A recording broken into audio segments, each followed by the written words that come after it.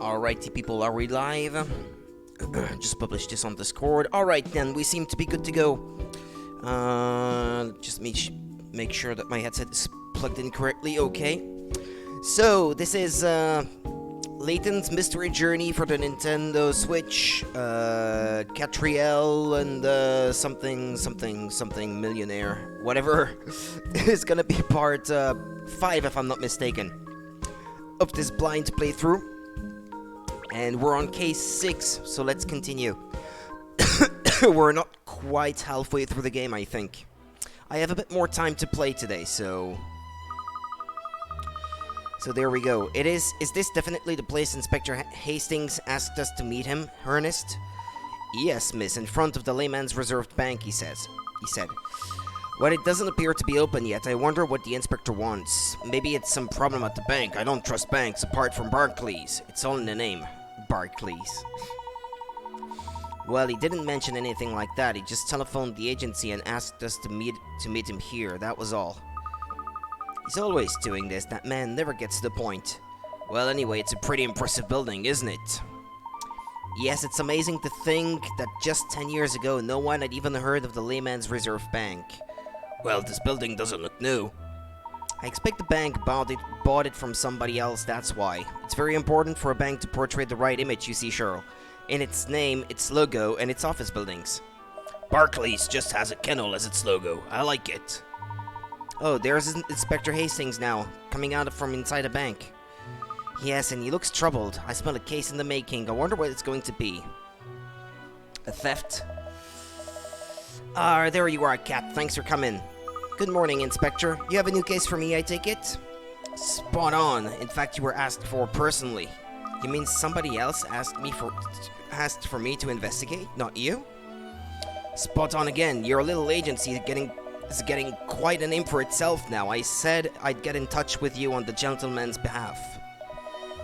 I felt quite pleased with myself as it happens. Well, I'm glad the agency is becoming more widely known, but I'm not sure what that has to do with you, Inspector. Well, I'm the one who caught onto your great puzzle-solving abilities, aren't I? It takes a keen eye to spot a good investigator, Cat. He knows how to blow his own trumpet, explains the big nose. Ha ha. Well, it's jolly good news that the agency is getting the recognition it deserves, don't you think? It's a tribute to your wonderful detective skills, Miss Layton. Blimey, listen to me gassing. Come on, we better get going. The gentleman in question has specifically requested...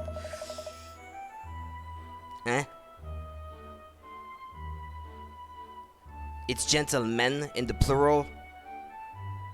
And then it's has specifically requested, not have specifically requested. That doesn't make any sense. But okay. Whatever. Mum's the word. Yes, Mum. Well, let's go in so we can find out what this is all about then. Yeah, but not before I check the place.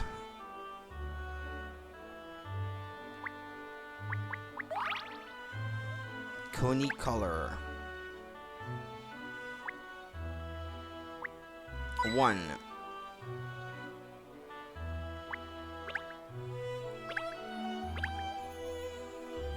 I don't know if it's the gyro in my controller that doesn't work.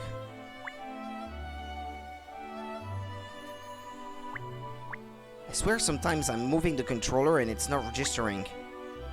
2.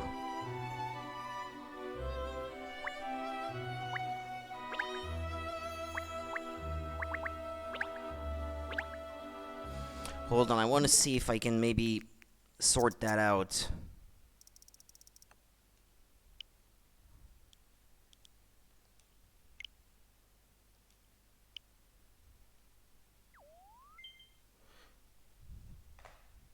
Facing up on a flat, stable surface. Okay, calibration complete.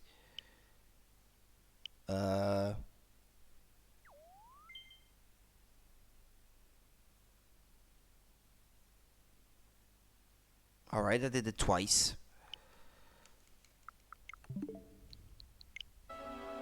Nah.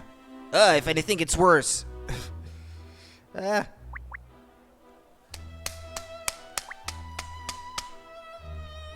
the gyro stuck or something? Well, you know what? It seems to be working better now. I just remembered, at the time of the Wii, there was a genuine troubleshooting advice given by Nintendo to people who were having trouble with the gyro in the Wii mode, to just smack it against their hand or something, because it might be dust that got the gyro stuck or something like that, and then it would work again. So, I take it still works, even on slightly more modern controllers. So it's not stupid. If Nintendo themselves recommended it at some point, it's not stupid.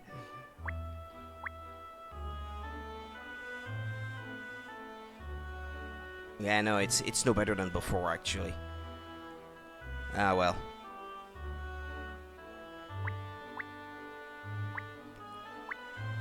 Ah, okay, 3 coins. That must be all of them. The sign on the door says it's closed, but I saw a woman inside before. In other words, it's closed. Open bracket unless we like you and want to let you in, close bracket. Banks. Ah, it's probably Emiliana, I take it. Is it a private joke or is it something you can share? You scared me. Anyway, it's nothing. Don't worry about it. I'm not worried, but I am sort of curious.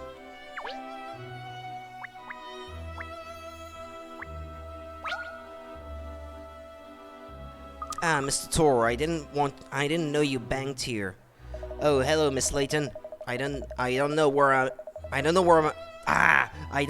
at, to be honest. Mav sent me this puzzle and I just can't solve it. Really, Mr. Rector sets puzzles? Sometimes, yes. You couldn't help me solve it, could you? Here, let me show it to you.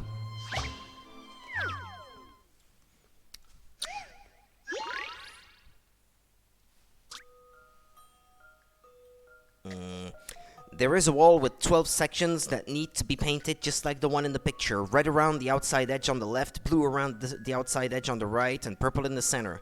A pot of paint for one section costs 10 quids for red, 10 quids for blue, and 30 quids for purple. How much is the paint going to cost? Try to figure out the minimum possible price. Just like the one in the picture, you say.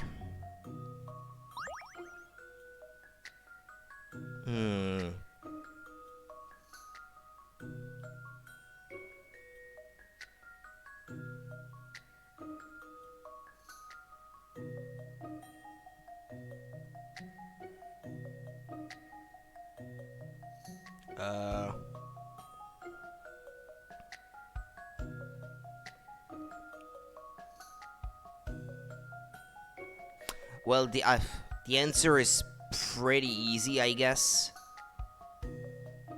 You just have to keep in mind that it's easier to make purple mixing red and blue.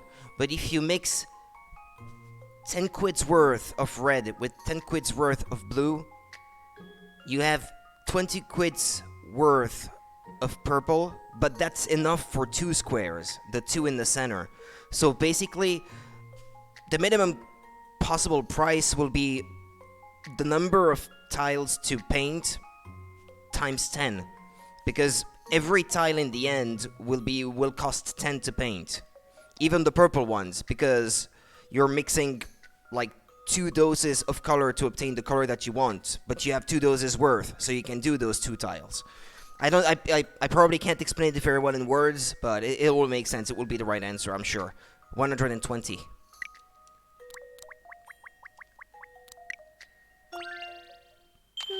This should do it, I think. Any mystery or any puzzle solved. 6 red pots and 6 blue pots gives a total cost of 120 quids. Mixing 1 pot of red paint with 1 pot of blue paint gives 2 pots worth of purple paint. Take care to get the quantities right when you're mixing them. Yep. There, that's how it's done. Is that a help, Mr. Tor? Brilliant. You made that look so easy. I suppose you detectives are primed for puzzle solving. I'll bear you in mind next time I'm stuck.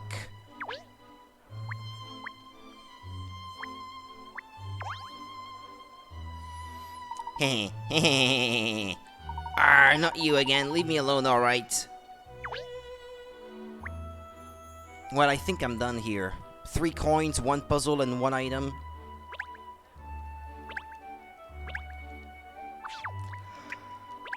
Let's do it. Ugh. Gosh, it feels deserted in here without any customers, doesn't it?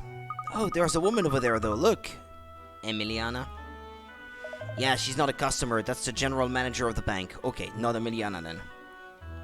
The general manager, she's very important, then. You said it, Sunshine. The Layman's Reserve Bank has branches all over the country.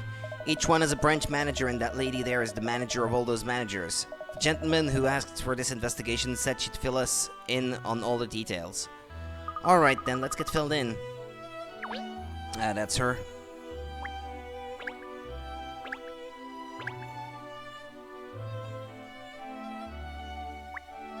One. 2. There's a puzzle in the quill. A pen on every desk. People visiting the bank can use these desks to write on if they need to.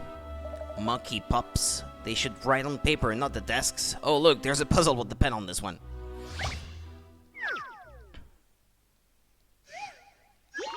$70 pencil box. In this picture, a square is colored in if it has lines drawn around it. Can you make it so that 4 or more squares are colored in?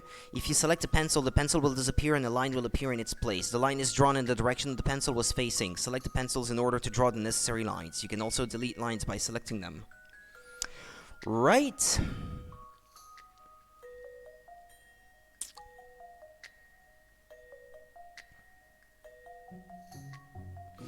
In this picture, a square is colored in if it has lines drawn around it. Can you make it so that 4 or more squares are colored in? I'm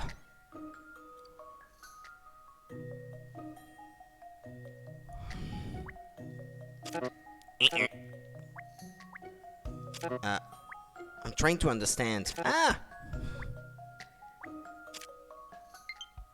Wait, what?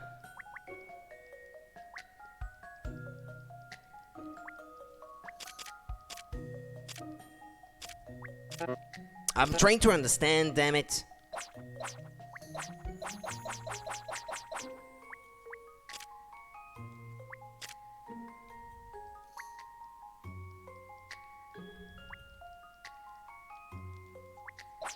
I don't even understand. If you select a pencil, the pencil will disappear and the line will appear in its place. The line is drawn in the direction the pencil was facing. Select the pencils in order to draw the necessary lines. And 4 or more squares need to be colored in. Okay.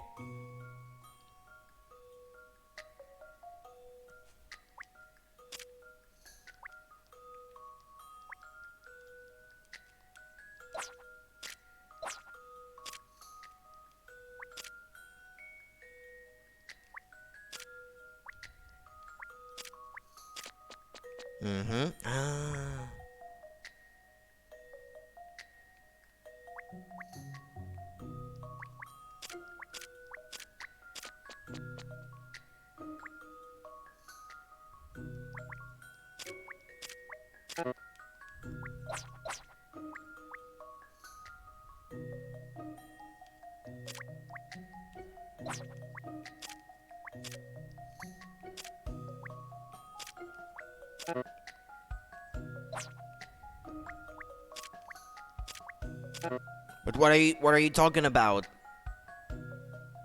They should be colored in. Look, that one at the bottom left, it should be colored, no? I drew lines around it.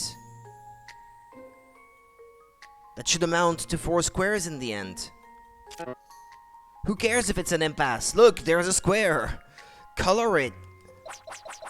Ugh.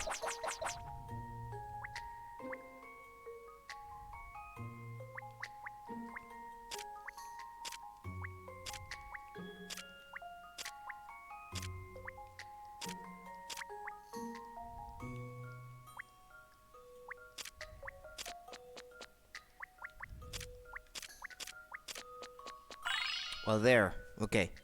I eat puzzles like this for breakfast. I ain't nothing but a hound's dog. Alright then. That was jolly spiffing, Cheryl. You've obviously been taking notes for Miss Layton. Well, you know, Pinstripes, I might have lost my memory, but I haven't lost my mind.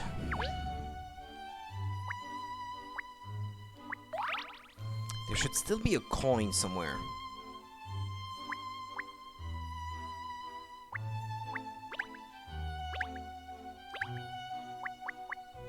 Okay, well, that might be everything then.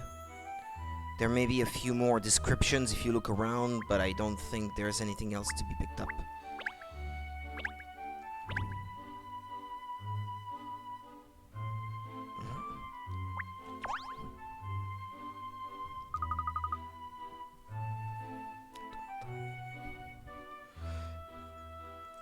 Hello, I understand that you're the general manager of the bank.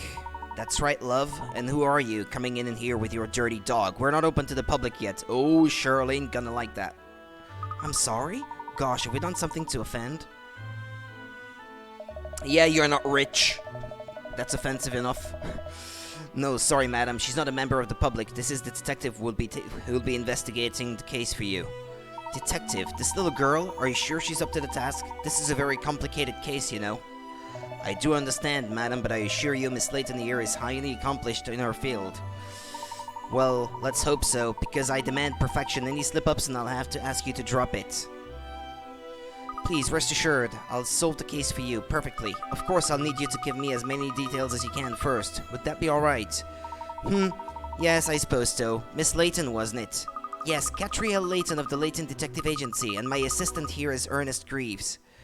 Hello, I'm Bianca Teller. As you already know, Miss Layton, I'm the general manager of the Layman's Reserve Bank. Oh, please, call me Catriel. No, I'd rather not. First names can be a source of confusion. Using people's full names is the perfect solution. This husky is a real barrel of laughs, isn't she? Well then, perhaps you could explain exactly what the problem is? It's a sensitive matter to be treated with complete discretion, do you understand? Your secrets are safe with me, as safe as this bank's vault. Are you being sarcastic? No, I wasn't meaning to be. Is there some problem with the bank's vault then? Yes, I pride myself on the perfect security measures here, but we've been the victims of grand larceny. I say, someone robbed the bank? How much was taken? 100 million sterling in notes. I see, 100 million. Oh, 100 million? Wait. Yeah, wait for it. Wait, 100 million? Figures.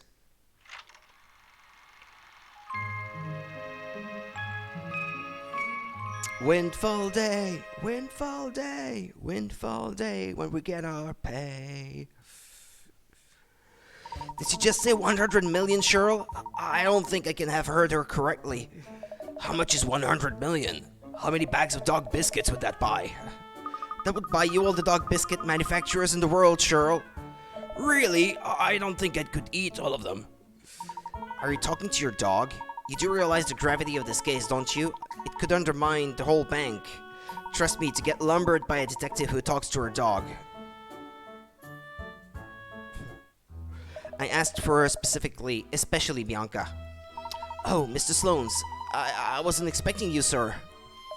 Weren't you? It's my bank that's been robbed.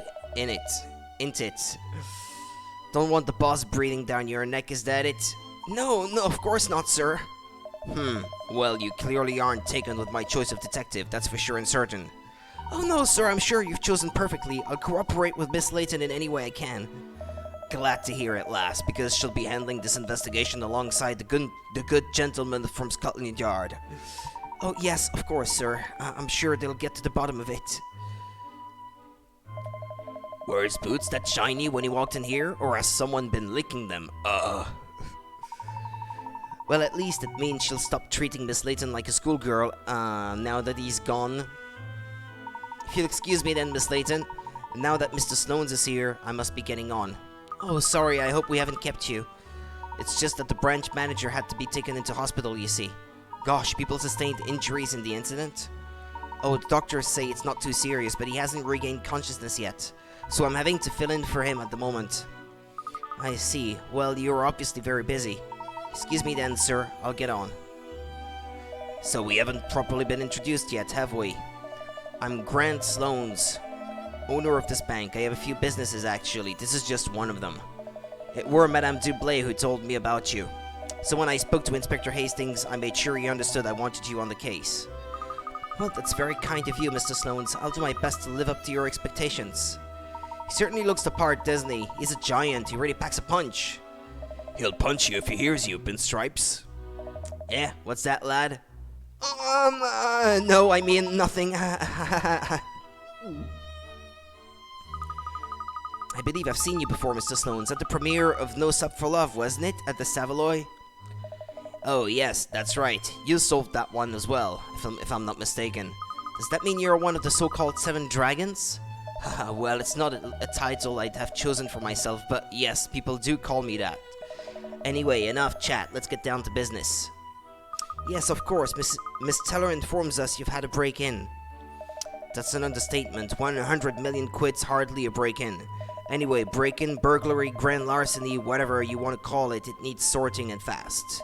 So, first things first. Let's show our young detective here the vault where the money was, Inspector.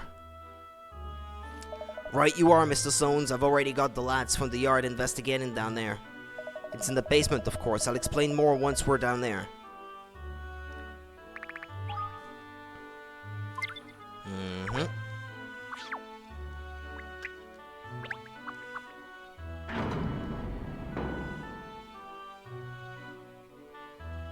Is anyone gonna get stuck in the vault in the end?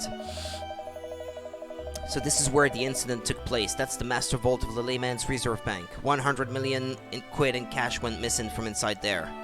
I say, it's enormous. That's not a vault, that's a room. It was discovered missing early this morning. Looks like a classic case of grand larceny, so we've got to catch the crook who did it and get the dough back as quickly as possible, Cat. You say people from Scotland Yard are already investigating the vault, Inspector? Have you found any evidence that might suggest who did this? Not a flaming sausage. It would have taken a pro to crack this safe, that's for sure. But even pros leave a trail usually. Well, not this time. That is strange. I'll need to ask some questions.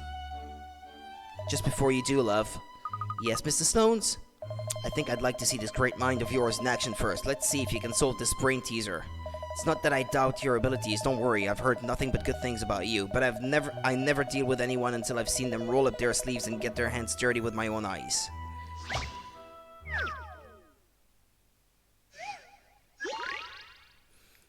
Password ABCs. Haven't I already solved something like that? Now, what was the password to the safe? It's 6 letters long and uses the letters A, B, and C. Use the pointers on the memo to figure out the correct password and open the safe. The same letter is repeated twice in a row in 2 different places. The same letter never appears 3 times or more in a row. The letters A and C appear with the same frequency, which is less than frequency of letter B. After a C, there is always an A.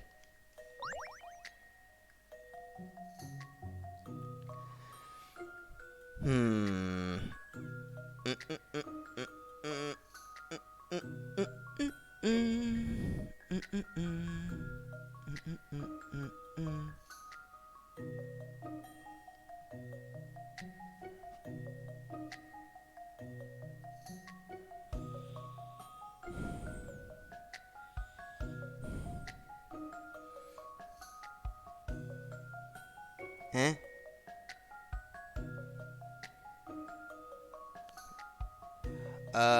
If the letters A and C appear with the same frequency,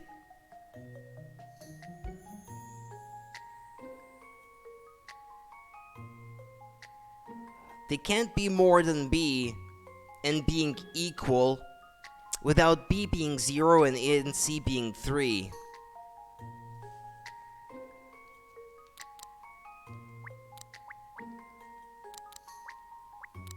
It would have to be something like that, or maybe the couples of A's being in slightly different spots, but it can't be much different than that, I guess. After a C, there is always an A. Okay. How about that? The same letter is repeated twice in a row in 2 different places. Right? The same letter never appears 3 times or more in a row. Right? The letter A and C appear with the same frequency, which is... No. No, that's not it.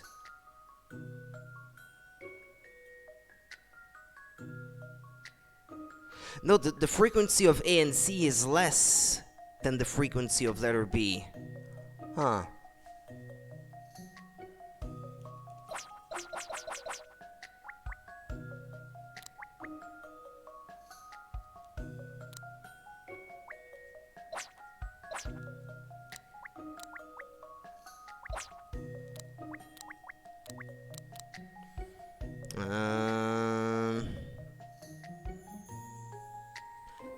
Same letter is repeated twice in a row in two different places. The same letter never appears 3 times or more in a row, yeah. The letters A and C appear with the same frequency, which is less than the frequency of letter B. So I guess the only way this would make sense is if B appears 4 times, and then C and A only 1. After a C there is always an A. Okay, well that seems correct to me. That seems to follow the rules pretty well. I've seen how to solve this now.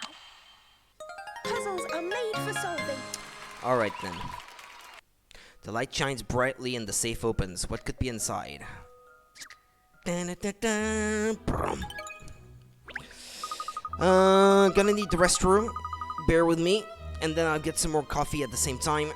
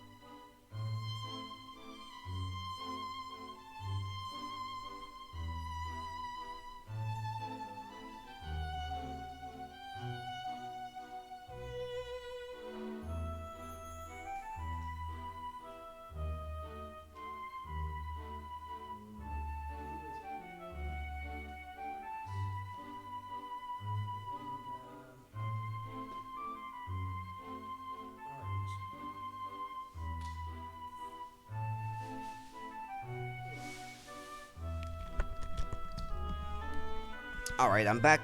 Got my coffee, and I also plugged in my controller so it starts charging again since it just said low battery. Okay, let's continue. Well, Mr. Sloanes, I hope that instilled some confidence in you about my abilities. Oh, golly, what's wrong? He's just glaring at us. Miss Layton. I don't understand. She solved the puzzle. Why is he looking so fierce? Fiercely proud? I don't know, fiercely impressed? Cracking stuff, love. That's just what I was expecting, even better. Oh, I think that was his pleased look. Remind me never to look when he's upset. Thank you, so will you tell us the details of the case now? Of course, gladly. The mystery of the missing 100 million, it's up to you to solve it now. I'll do my very best to confine this mystery to history, Mr. Sloanes. Oh, fancy way of putting it. Alright, coin. 1. Huh? There was a puzzle hidden in the rivet or something. Oh, I wasn't expecting a puzzle to jump out at me from somewhere like that. No, who could have hidden a puzzle there? It must have been the bank manager, I suppose. Possibly, we can't find that out really, but what we can find out is how to solve it. Yay! Pipe numbers. These pipes have been joined together to express two two-digit numbers. The upper number is 98. What is the lower number? 86.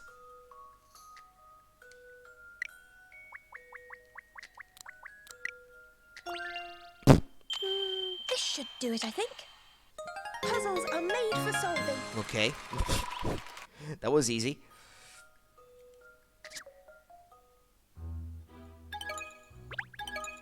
You've solved 72 puzzles. Oh, well done, miss. Well done indeed. You astounded us by finding the puzzle in the first place, and now you've astounded us again by solving it. Haha, well, thank you for the glowing praise, Ernest. Now, back to the case. Yeah.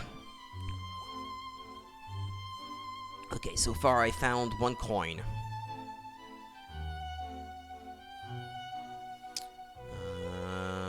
Huh?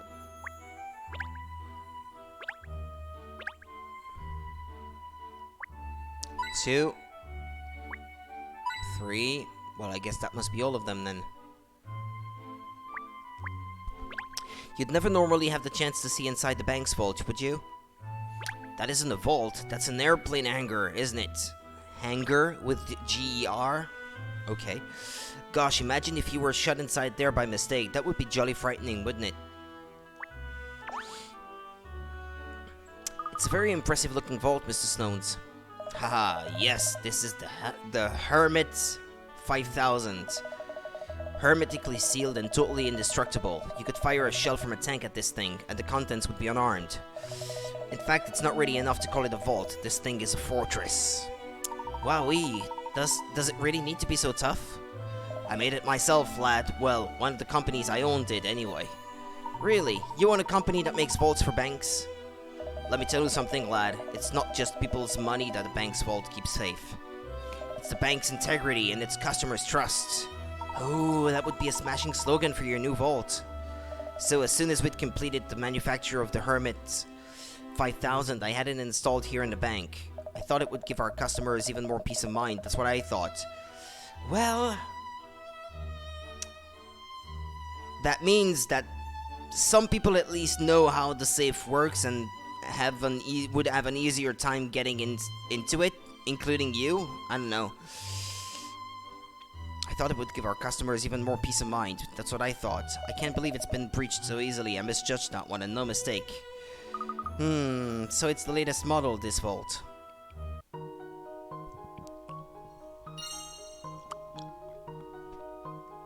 Pardon me. Okay. Latest vault model.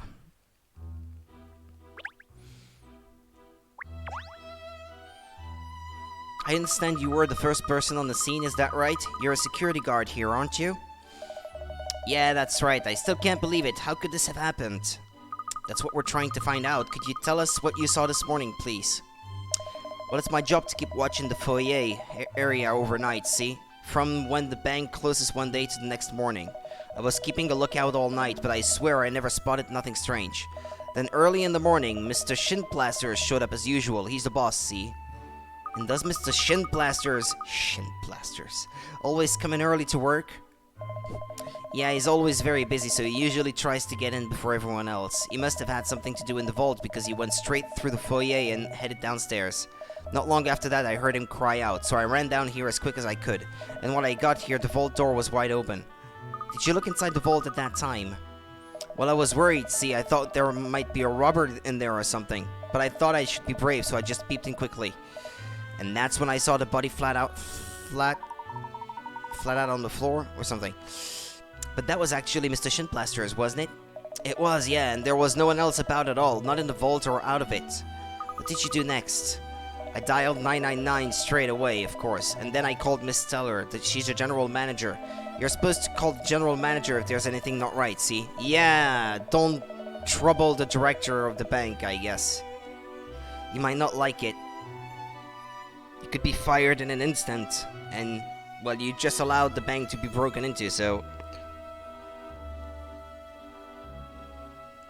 Pardon me. When she showed up and saw the vault, she nearly had a heart attack. 100 million quid gone. So it was Miss Teller who first realized how much was missing? Yeah, it's not my business knowing how much is stashed in the vault, see? Then the boys in blue showed up, the ambulances, it was like carnival around here, and that's all I can tell you.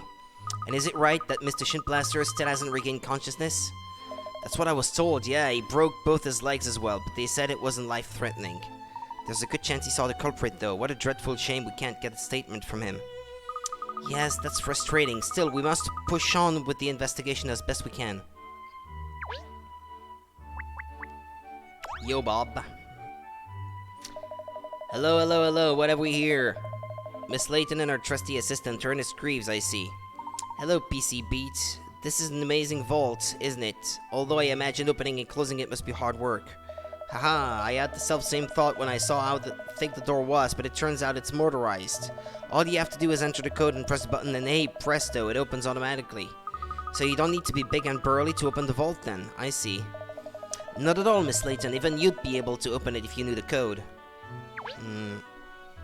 Right.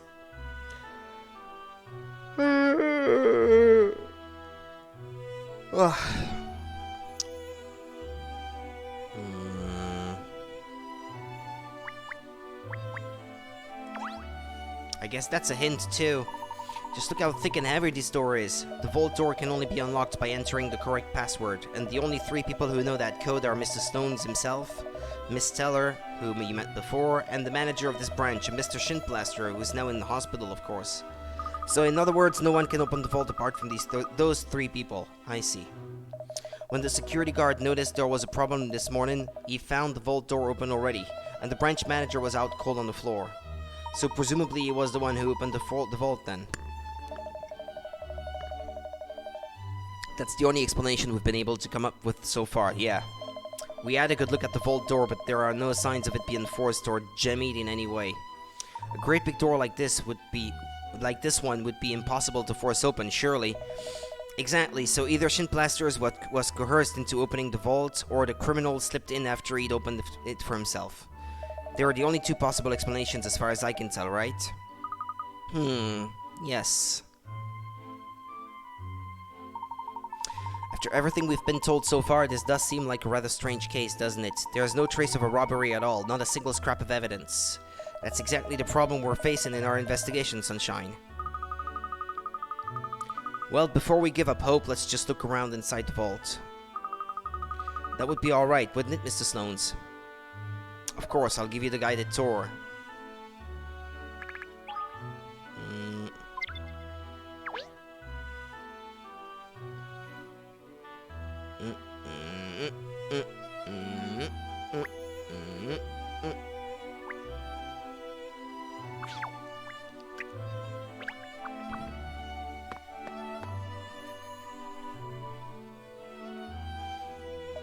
So this is what the inside of a vault looks like.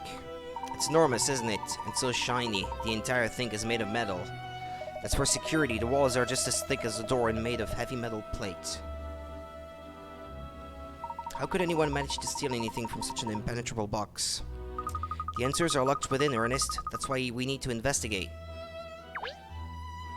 What's up with that? Ah, maybe that's where the guy who was in the hospital, Shintblasters, was found, I guess.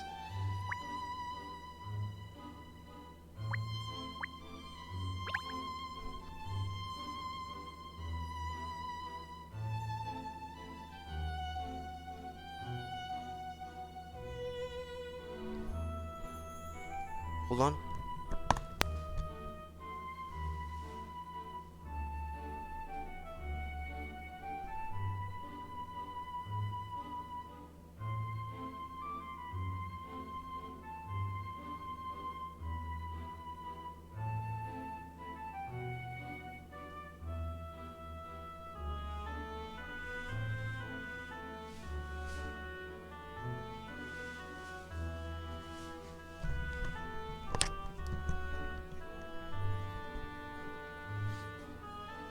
I heard yelling.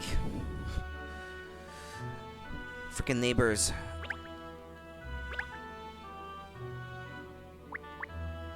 Ooh, 10 coins.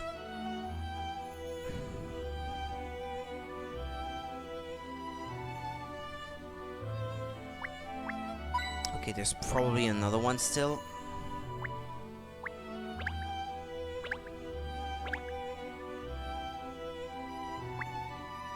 Okay, that's probably all the coins. Ventilation, I say with an incredibly large fan. That lad is the heart of the Hermist 5000's ventilation system. The air temperature and humidity are kept constant at all times. But why do you need air conditioning in a vault? People only come in for very short periods of time, surely. We don't just keep cash in our bank's vaults, you see. We store expensive jewelry and works of art for our customers, too. Things like that can be ruined by even the slightest variations in temperature or humidity. The Hermit 5000 isn't just as strong as an ox, it's as gentle as a lamb to the things inside it as well. Oh, I see. Yes, rather like the air conditioning that's used in museums and art galleries, of course. That's the idea, lad, yes. Although I have to confess the fan's been on the blink a bit recently, so we've had to turn it off. Obviously, that doesn't affect the security of the vault in any way, though. Well, the air has to be coming from somewhere. So the air inside the vault is managed using that large fan which is connected to the ventilation system?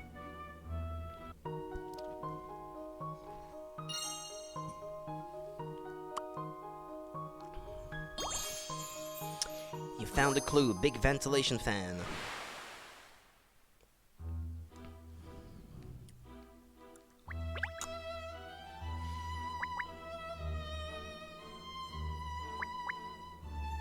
Gold bars. Look, miss, gold bullion bars, and so many of them. Yes, that's what I'd expect to see inside the large bank's vault, really. What is it? Have you spotted something, cat? How long has this bullion been in the vault, Inspector, do you know? They told me it's been sitting here for about a month now. In other words, the thief or thieves who stole the 100 million pounds would have also seen this gold, wouldn't they? Yeah, but gold is also quite a bit more heavy to carry around than bills, I guess, than banknotes. Yeah, that's true, but Miss Teller informs me that every bar is accounted for, no gold was taken. Why though? What thief wouldn't be dazzled by all these gold bars? Practicality?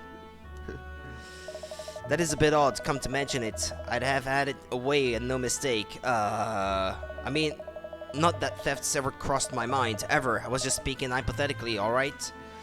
I think even you'd struggle to make up with much of this gold, Inspector. It's extremely heavy. Ah, thank you. It's not something you'd want to be trying to move in a hurry. Yeah, that makes sense. It would have slowed whoever it was down too much. So you think that's why the gold was left untouched and only the readies got taken, do you? It's only a theory, but yes, we won't know for sure until we've investigated more thoroughly. But it would make sense. It's a sensible explanation, anyway.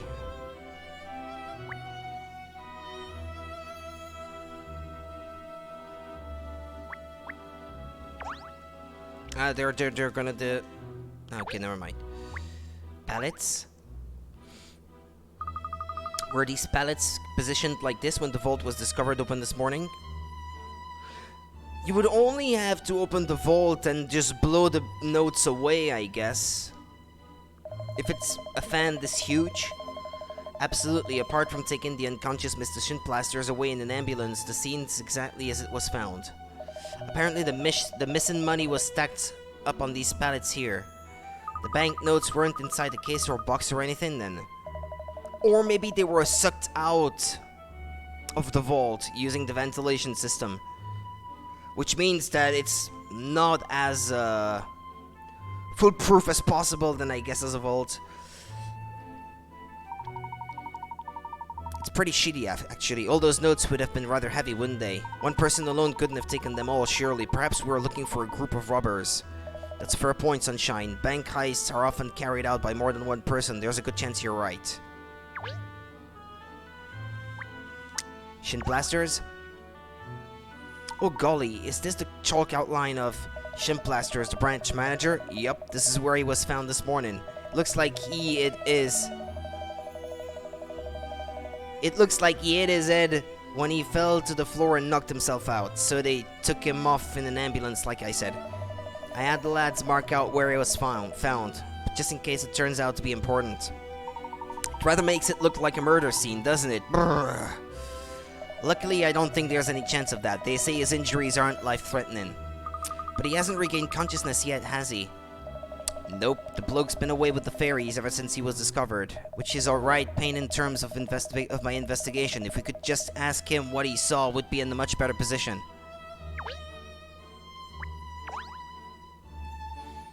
Hello, DC Booker. So you're working on this case, are you?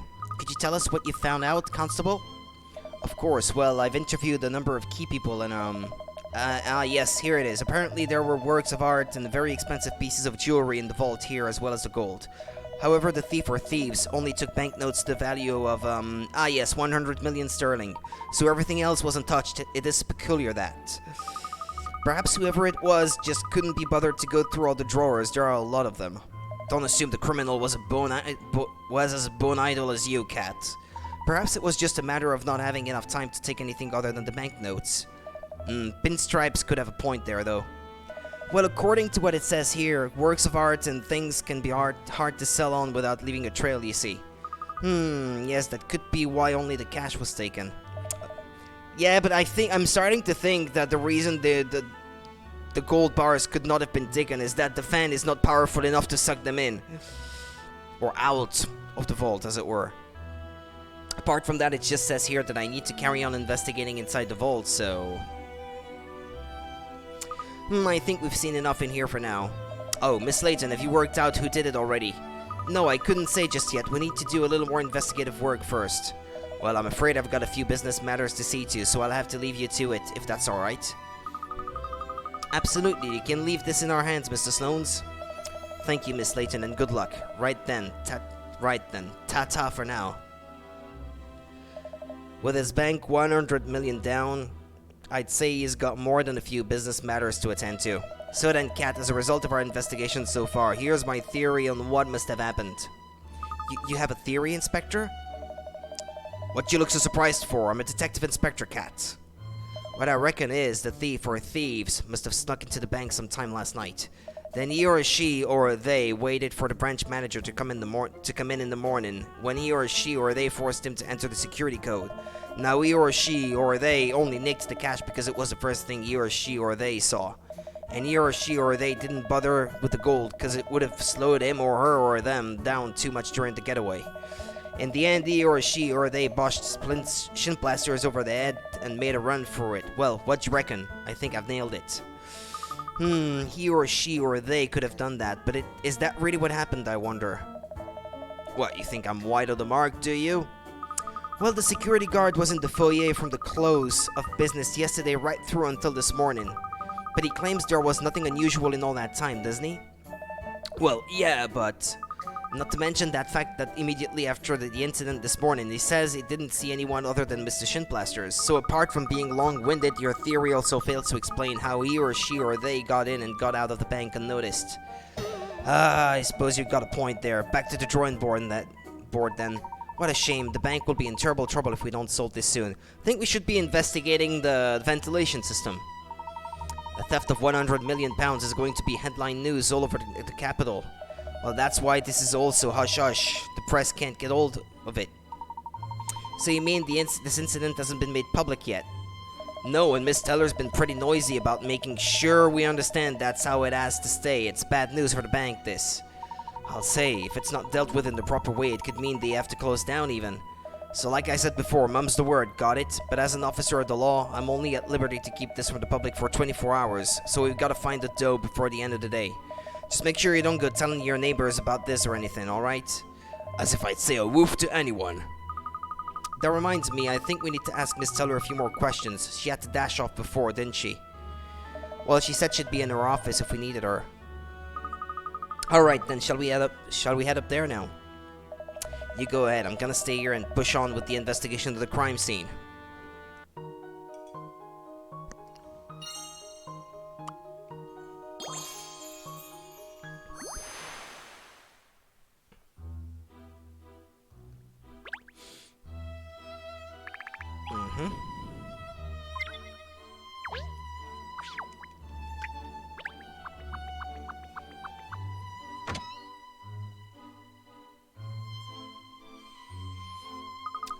Excuse the intrusion, but... Oh, Mr. Stones is in here, too. Looks like he's deep in conversation with Miss Teller at the moment. Eavesdropping. Let me make one thing perfectly clear, Bianca. You're the general manager of the Layman's Reserve Bank, so you have to take responsibility when problems like this arise. If it gets out that we've lost 100 million quid, there'll be a rush on the bank. All our customers will want to take their deposits away. And if that happens, we're finished. Am I getting through to you? Loud and clear, Mr. Sloanes. Alright then, good. I've got a lot of faith in you though, Bianca. You'll weather the storm for us. The thing is... What? Nothing. Forget it. So where are you going now, Mr. Sloanes? The ventilator in the Hermit's playing up. I've got to call the maintenance fella and get him to take a look at it. No! He's gonna trample all the evidence. I see. Bianca, if you've got some to say, spit it out, lass. No, really, it's nothing. Alright then, if you're sure, I'll be off. Make sure you see to all Shin Blaster's jobs as well, won't you? Yes, I will. Golly, they are in a real fix, aren't they? We've got to get the rotten mongrels that did this. Or mongrel. Ah, Miss Layton, I didn't see you there. How's the investigation coming along? Well, I think we'd just, like to have a word with Miss Teller again. Be my guest. Ta-da for now, then. Oh, it's you. I thought you were supposed to be investigating the robbery for us. But that's what we're doing. Thank you, Catriel. That's what I was about to say. Well, I'm a very busy woman, so if there's something you need from me, could we keep it short, please? Nah, well, if you're gonna take it that way, I'll take all the time in the world to investigate the place now. This is a jolly fine play, don't you think? It's alright. Personally, I find the puzzle that's behind it more interesting. Gosh, I hadn't noticed. What a funny place to hide a puzzle.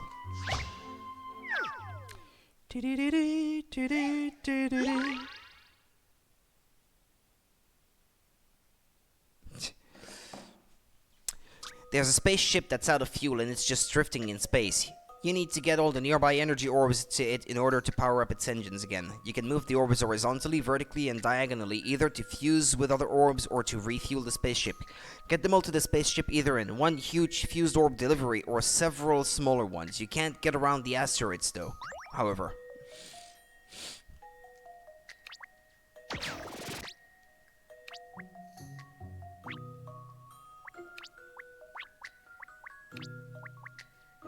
Yeah, I think I get the meaning of this.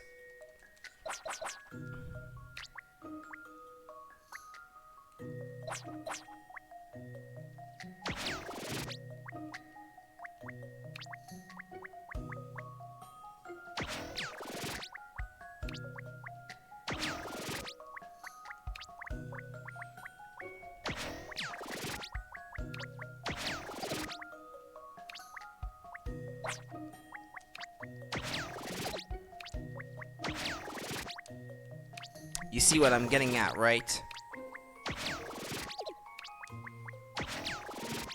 There. So these puzzles are too easy. That's a relief. I wasn't entirely sure.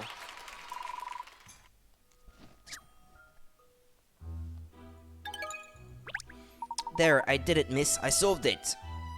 So you did, Ernest, just as well. I can't have my assistant being poor at puzzles. Absolutely not, miss, but there's no need to worry. I won't let you down. Coin. 2.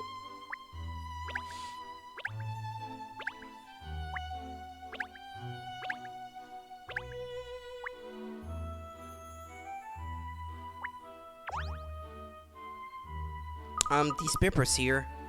That's private bank business. Thank you very much. Oh, I am sorry. It becomes a habit, you see, when you're a detective. You do seem to have an awful lot of documents there, though, Miss Teller. What, these? They're all insurance documents. Not that it's anything to do with you. Insurance, you say? That sounds like a motive. I didn't realize the Layman's Reserve Bank offered insurance as well. Is that a new line of business you're pursuing? No, this isn't insurance for our customers. This is our own insurance. The bank takes out insurance against unforeseen mishaps and the like. If there was a fire or some other unforeseen disaster, we'd get a payout to cover any losses. Well, this is certainly an unforeseen disaster, isn't it? A bank robbery on this scale. Yes, that's true. It just goes to show you never know what's around the corner. So the bank is insured.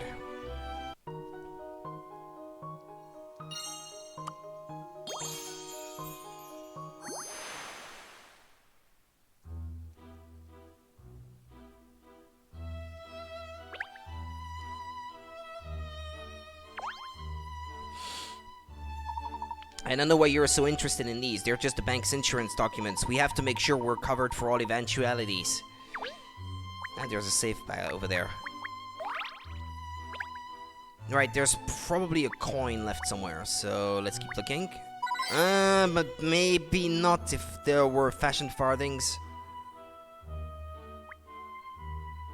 Not the lamp on the ceiling.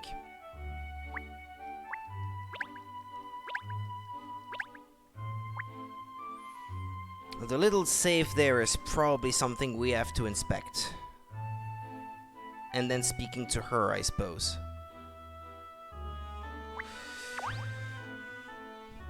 Oh, look at that cute little safe, a world apart from the vault we were looking at before, isn't it? Perhaps we should install a safe like that in the office, miss. Sadly, Ernest, I don't have anything valuable enough to put in a safe, or much money to speak of. And you've already got a safe place for all your documents piled high on your desk.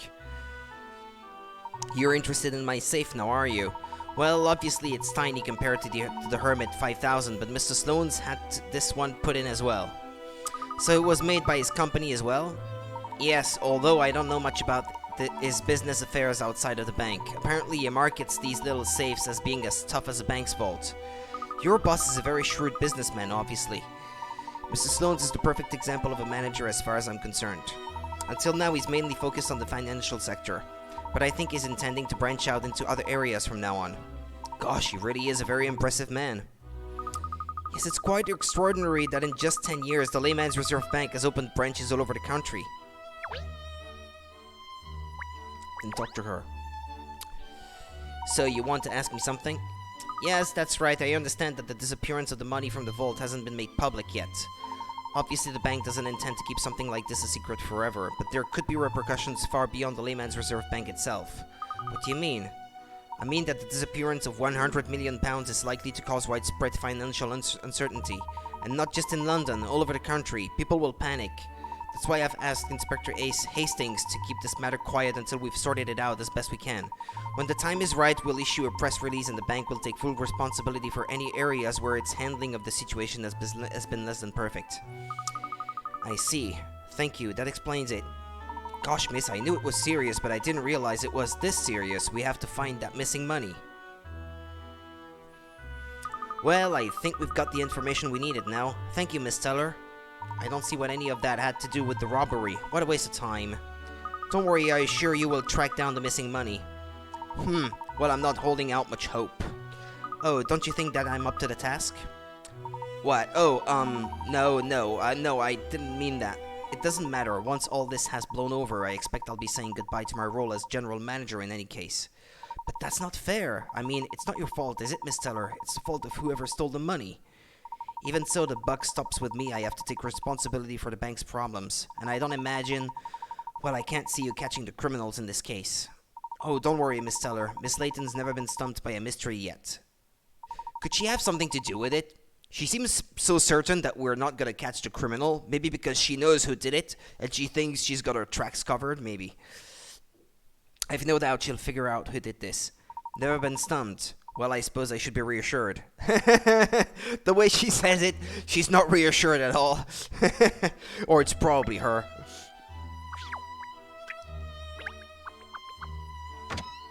That's almost certain, in fact, now. Did you find out anything useful talking to Bianca, then?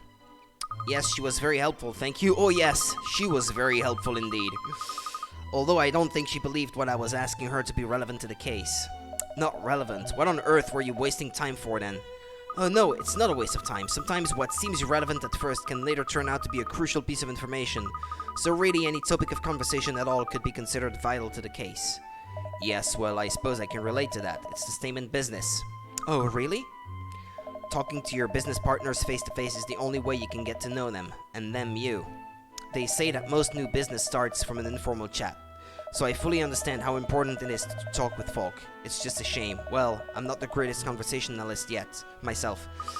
No, I can see that. Miss, perhaps you shouldn't be quite so brutally honest. Come to think of it, I haven't had a good chat with Bianca for a while. Not a proper one, anyway.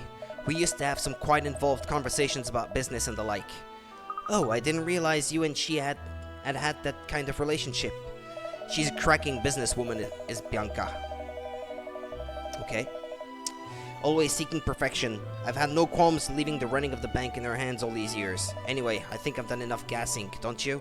There's something about you, Miss Layton. I just find myself telling you stuff. I suppose that's the detective in you, hey? I suppose it is. Well, anyway, back to the matter at hand. What's your next move with the investigation? Yes, I was thinking I'd like to have a look around outside the bank. Outside? Is that relevant? Haha, you like to keep people guessing, don't you, lass? Well, I'm looking forward to hearing you take on this whole affair once you've finished your investigations.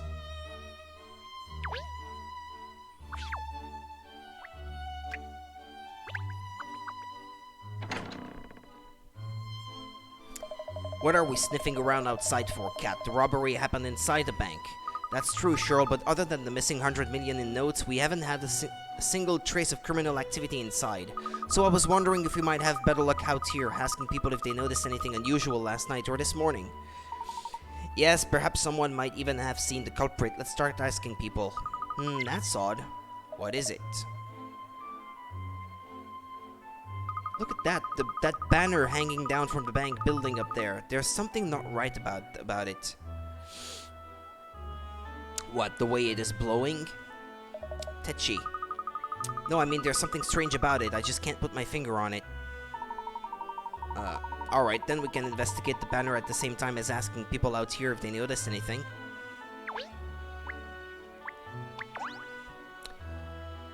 Excuse me, sir, I was wondering if you'd noticed anything strange around here. Say, last night or this morning. Sorry, what?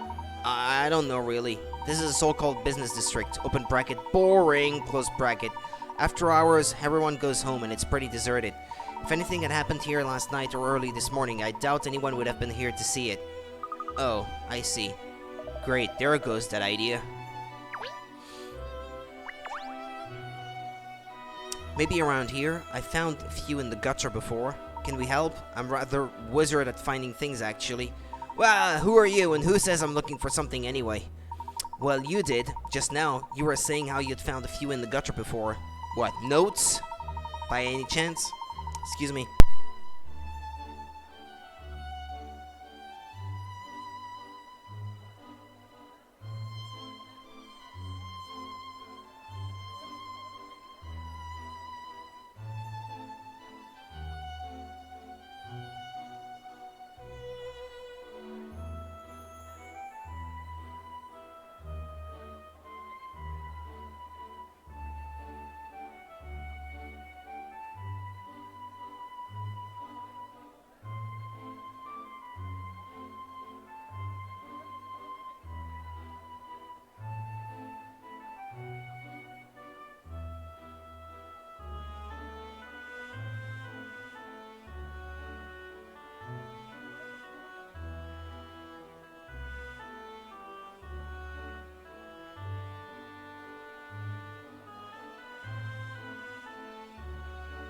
Alright, excuse me.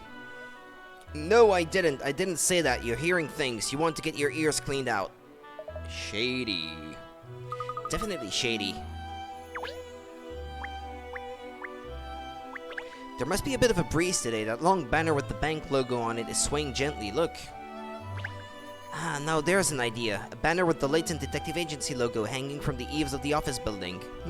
If you were up close to that thing, it would look enormous, I should think. Mav's busy cooking up his next idea for a film, I think. You can't keep that old fool down. Okay.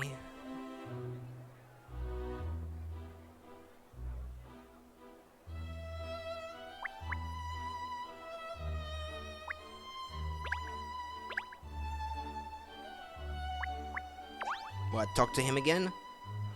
Come on, there must be some more around here somewhere. Ah! I told you I'm not looking for anything. I was just thinking about something. Yeah, he found notes, alright. This guy, I already talked to him. So what's the third thing then? Huh?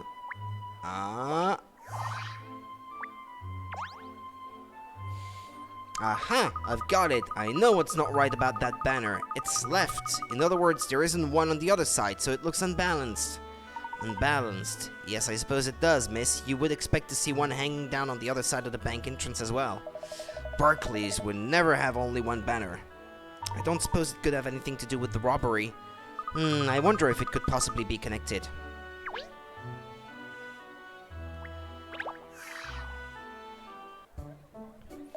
Do you see what I see? That young man over there, you mean? Yeah, he's been loitering around here looking dodgy for a while now. Shady. That's his name. He's hightailing it. He went that way, towards the river. I knew it was suspicious from the beginning. Sure, Cat, it was all you. Nothing to do with old Sherlock Holmes here. He was clearly behaving strangely ever since we first spotted him. Well, I thought so anyway. Thank you, Ernest. Anyway, after him, boys. This case is hotting up. I think we might have just found the lead we've been looking for.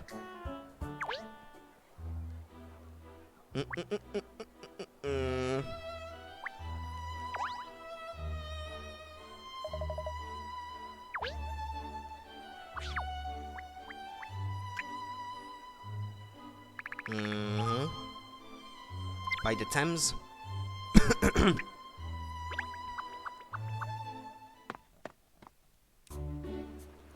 Where did he go? He must have come this way. Perhaps he slipped off down the side street or something.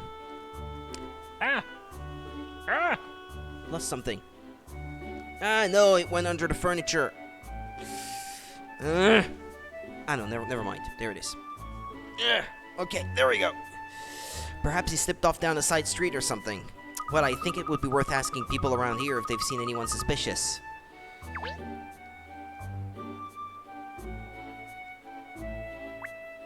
I think those are boats for commuters, aren't they?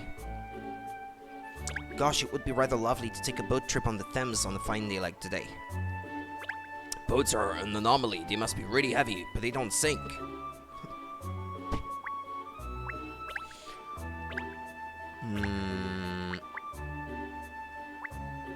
Okay, coin. What was that? Here. Coin. That's 2.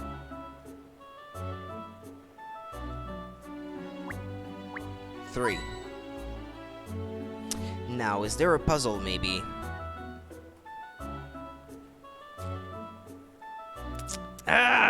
See how sometimes it seems to get stuck even though I keep moving the controller? I don't like it.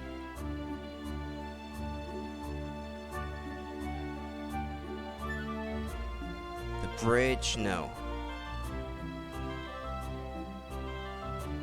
Well, let's ask these people then. Excuse me, you didn't just see a young man running past, did you? Wearing glasses and acting secretively? Hello, sir? I heard you, lass. Can't help ya, sorry. I've enough problems of my own at the minute, anyway. I can't believe I've lost it. It means the world to me, that picture, so it does. Oh dear, I'm sorry to hear that. Did you drop it somewhere, perhaps? Oh, you're one of those, are ya? Of course I dropped it. You daft idiot. It wasn't my shirt pocket, but it must have fallen out. I've looked all over, but I just can't find it anywhere. There was a fair wind just before dawn this morning, so I expect it's been blown away. Tell you what, why don't you have a go at this brain teaser I know about a photo? I could do with a laugh.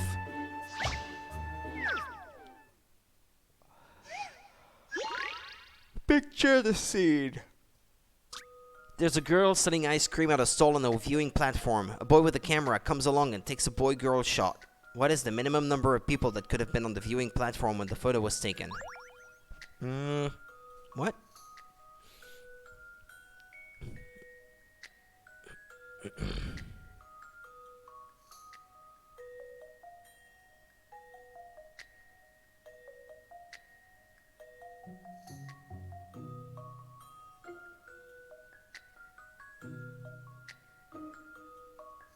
Well, he could have taken a selfie of himself and the girl selling ice cream, no?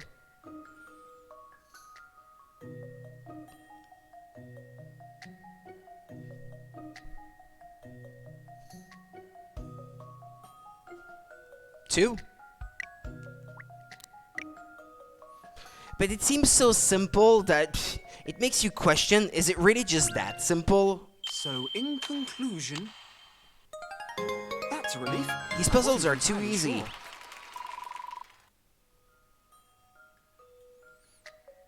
Yeah, it was of the girl working at the stall and the boy with the camera. Yeah, there we go.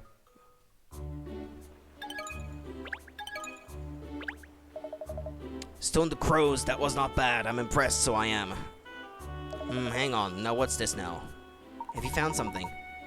Me photo. I thought I'd lost it, but I'm after I thought I'd lost it, but I'm after finding it in me other pocket. Arr, what an idiot I am.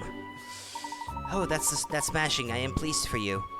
So remind me, what was it you wanted before? You said you were looking for your specs, wasn't it? No, we're looking for a young man wearing glasses. A very suspicious-looking young man. Oh, that fella acting all weird like he's got some big secret. If it's him you mean, he was heading for the bridge. That's great. Thank you so much.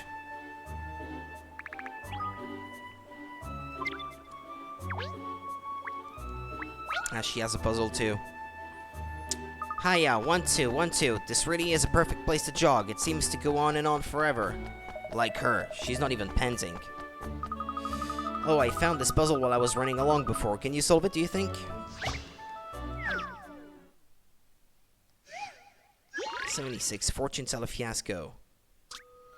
You've decided to visit the fabulous fortune teller, but it turns out you can decide your own fate with a little bit of brain power. If you can stack all the cards onto the discard pile, you'll have good luck. The only rule is that you must either follow a number or suite when placing a card on the pile. Okay.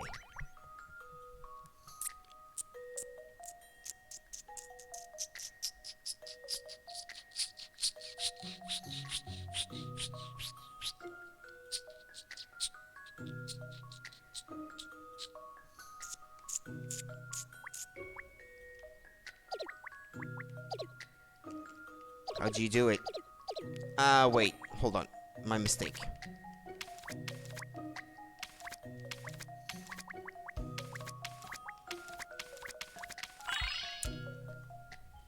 This is an interesting one. Puzzles are made for solving. No difficulty. Oh, that was a gold medal performance, that was. Well done. Thanks. Are you really going to give me a gold medal? A hint coin. Maybe. We've been here before. Where did he go? That suspicious-looking young man. Oh, look, there's the missing banner from the bank. Where did he go, that suspicious-looking young man? The little Terry... How'd you pronounce that one? I know it's a dog thing, but... How do you pronounce that?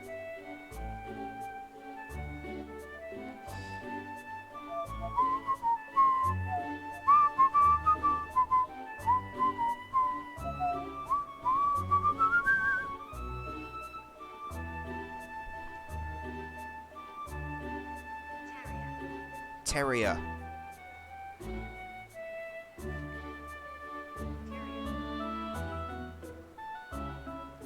Terrier in American English, and Terrier. Alright. Okie dokie, thank you. The little terrier has given us the slip again. Do you see that, Miss Layton? There's a piece of cloth or something flapping about over there. Look. Oh, yes, isn't that? It looks like the banner from the bank building. Yeah, the banner of shame, you're right. Why would a banner from the bank have ended up all the way over here? Yes, that is a puzzler. Ah, hello there. Well, you see, where you see a Layton, there's a story in the making, as we say in the office now. So come on, what's the dirt? Over there, you see there's a banner snacked on the bridge. Core blimey, so there is indeed. Perhaps I think this could have something to do with that rather strong wind that was blowing just before dawn this morning. Blew itself out almost straight away, mind you. Yes, I think that would explain how that banner has come to be caught on the bridge there. Got blown by the gale. All the way from the bank? Gosh, it must have been a veritable hurricane. I didn't notice a thing in the night, though.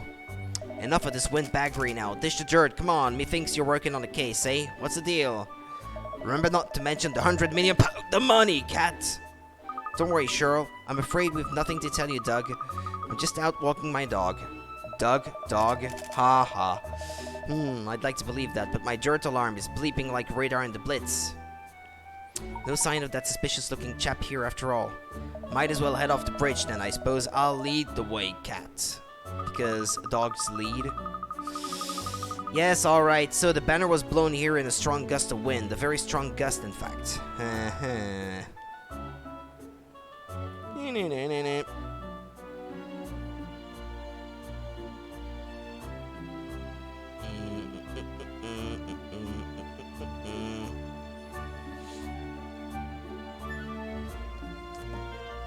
Yes, alright, so the banner was blown here in a strong gust of wind, a very strong gust, in fact. Yeah, okay, I already read that.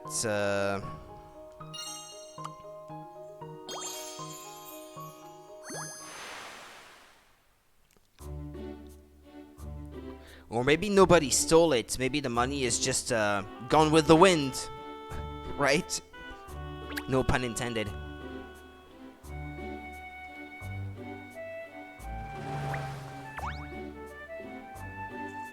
Doug, you haven't seen a suspicious-looking chap wearing glasses shuffling around these parts, have you? What's this? What's this? So you are investigating something. I knew it. No, we're just looking for him to ask him something, that's all. Well, I'm sorry to say, I only just got here myself. So I haven't seen the aforementioned gent, no.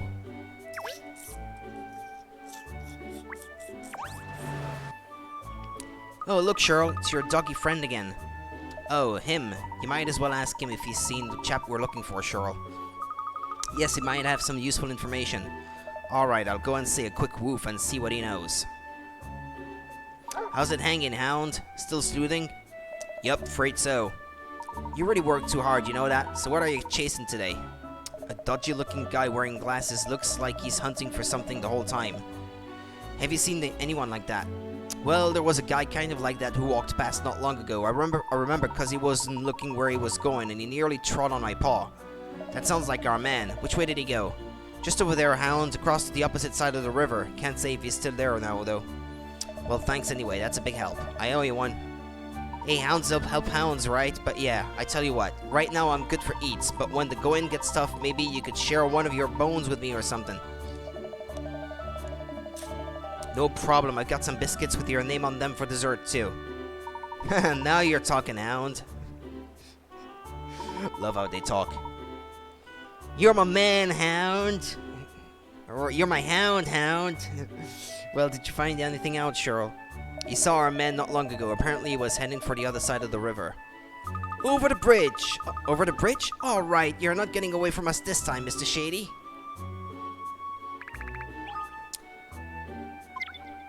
Won't the real Slim Shady please stand up? Please stand up. Please stand up.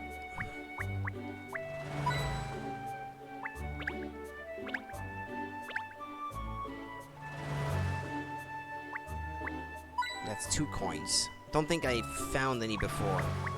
Ah, there's a puzzle. Oh, a hidden puzzle. I wonder if I can solve this one. Put yourself to the test, Ernest. I'm sure you can do it. Gosh, when you say things like that, miss, I feel like there's nothing I can't do.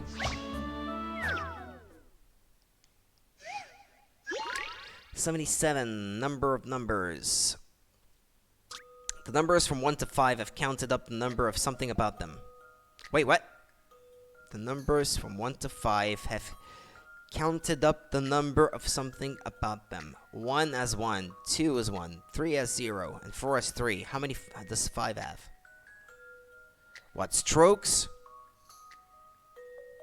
No, never mind. Straight lines?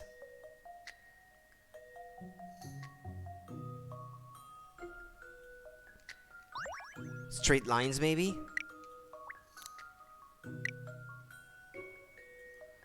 I guess.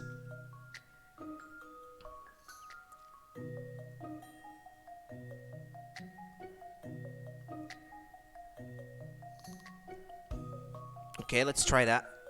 I'm not sure if this is it, but I have a feeling that perhaps... that must have been it. Goodness, I got that right. How many straight lines they contained? Yeah, there we go. Oops. Sorry, didn't mean to do that.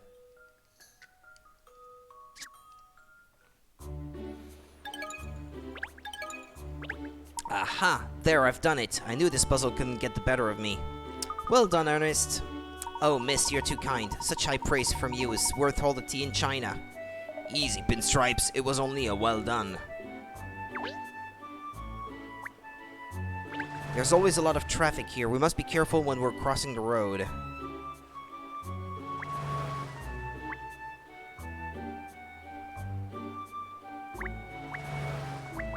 Ah, there's a third coin. That must be all of them then, I think.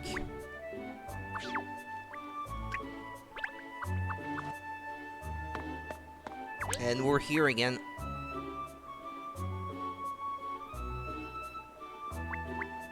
One.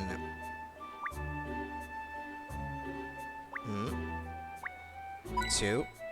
The chimneys.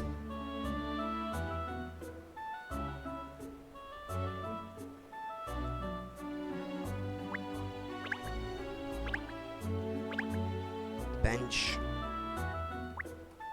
Bridge. There we go. 3.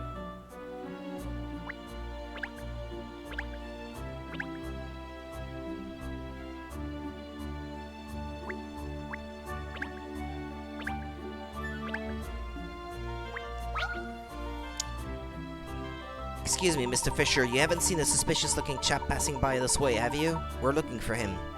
A suspicious-looking chap? Fishy, you mean?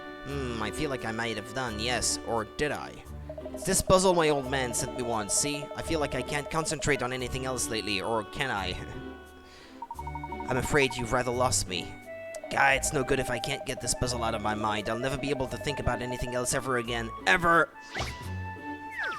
Don't give up yet.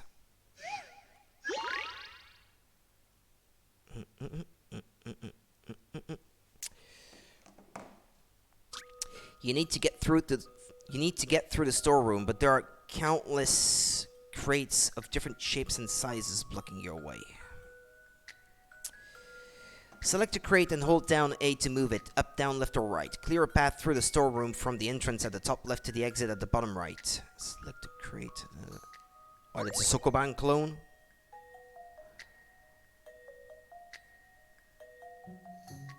Yeah, alright.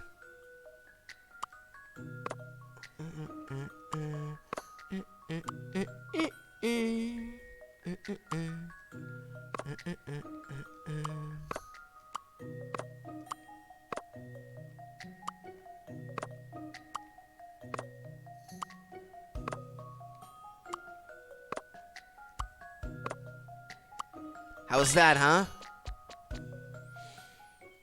This puzzle's got some bite.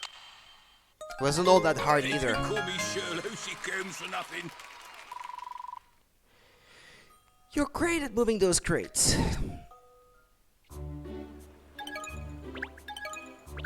Brilliant. Now I know the answer to that puzzle. I feel like I can think clearly against that again at last. Now, what were you saying? We're wondering if you'd seen a suspicious-looking chap around here not long ago wearing glasses. Ah, yes, I remember. You've seen him? Did you think he looked fishy as well? Ooh, fish. Where's the fish? Well, I can't rightly say if he was fishy or not. That's not my thing, but I did see a fellow wearing glasses. He was weaving about like a lost soul. Seemed to be heading off for the wharf, I think. That sounds fishy enough. The wharf. Wonderful. Thank you so much, Mr. Fisher. If we hurry, we might catch up with him, miss.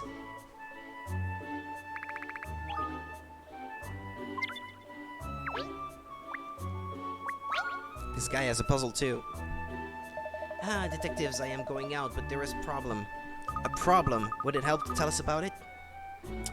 No, yes, problem is puzzle, this one.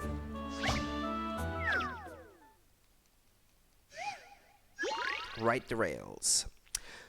There are 4 railways running parallel to each other and each has 4 stations. It costs 2 quid to travel through limited stations on one railway line. It costs 1 quid per station to travel on a bus that links vertically adjacent stations on different railway lines. What is the cheapest possible route from the station at the bottom left, taking in all 3 of the right stations along the way? There is no other possible mode of transport. Yeah, meaning don't try, you can get there on foot or something so that it would be cheap. Or on bike or whatever. Right.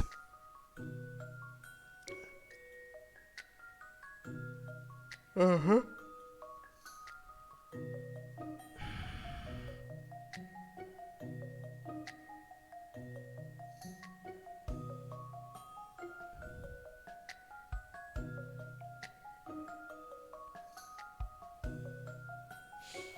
Right, from the station at the bottom left to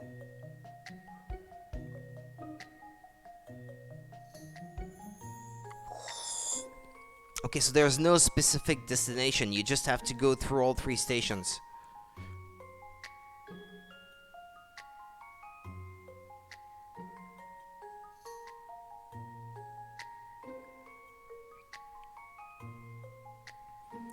I'd say 2, 1, 2. Ah, crap.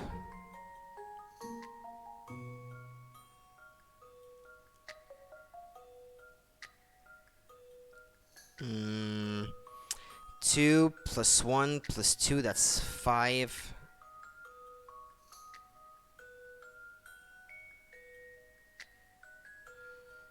Plus 2. 7?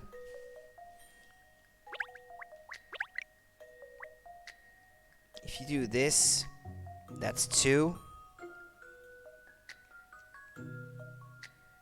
Then this is 1. Then this here is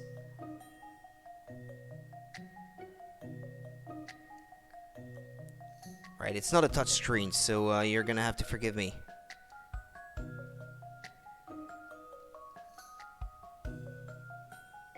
One and 1. 4 plus 3, 7, I'd say.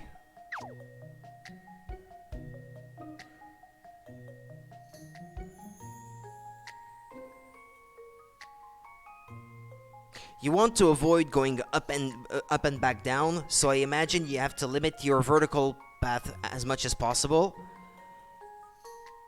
And I don't think you could make it without doing at least 2 trips by train.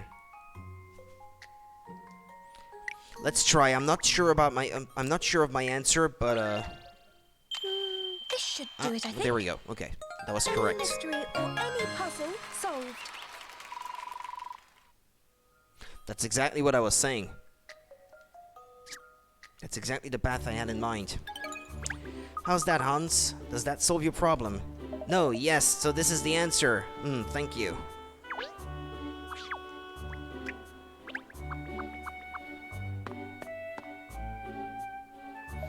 Who? This little scamp's leading us all around the houses. I wish I had sweat glands.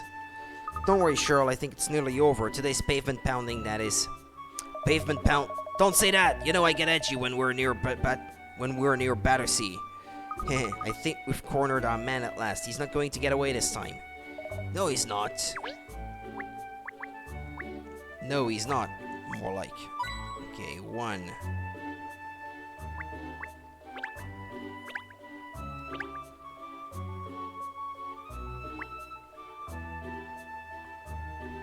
Okay, I'll just use the joystick.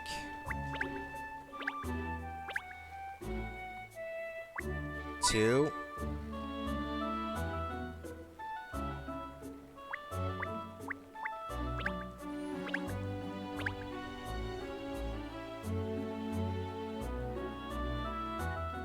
Maybe it's in the houses in the background.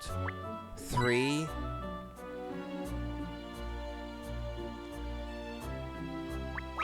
Okay, this fella has a puzzle. Oh, look, this little cat has picked up a puzzle from somewhere. I think it wants you to solve it, miss.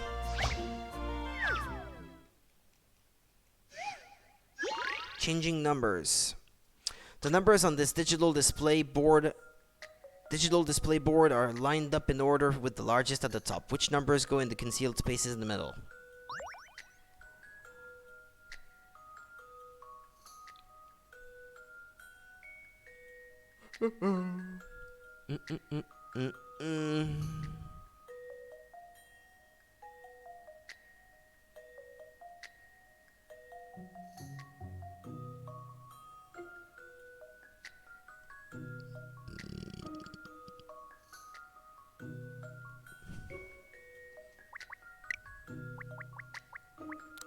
Oh, that's probably 7.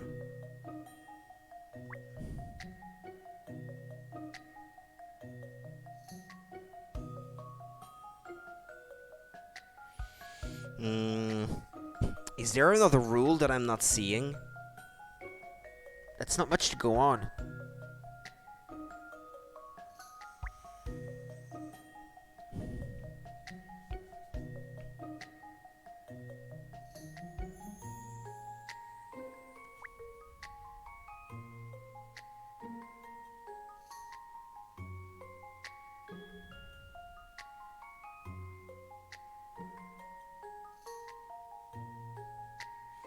The largest at the top. Numbers. There must be something I'm not getting, because,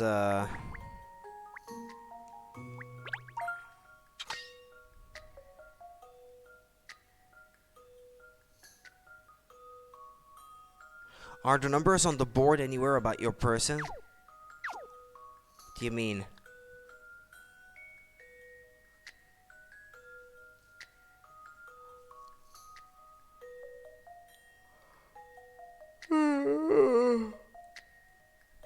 I don't get it, I don't know. It will be hard to figure it out with the board this way up.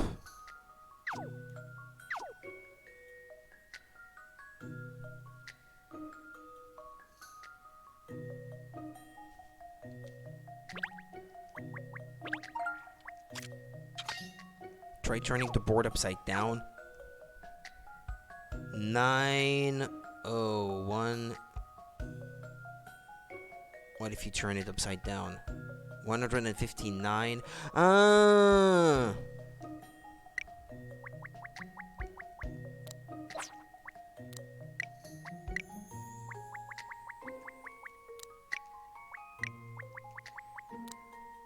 $901, 859. I've seen how to solve this now. Puzzles are made for solving.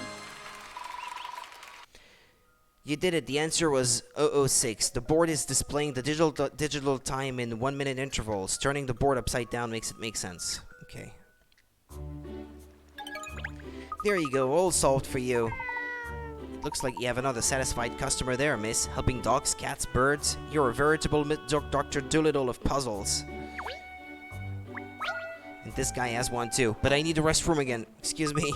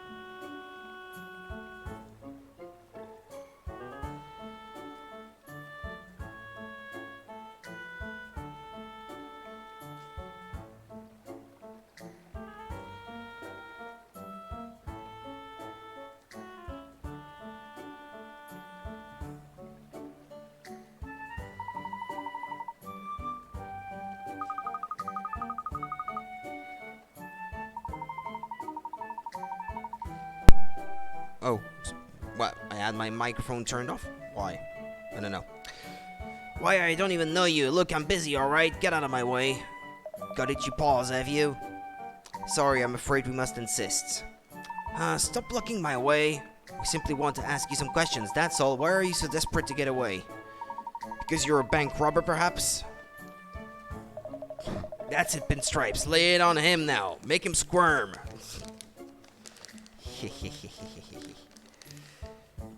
Excuse me. Bank robber? What are you talking about? That's crazy. The only thing I know about bank robbery is this.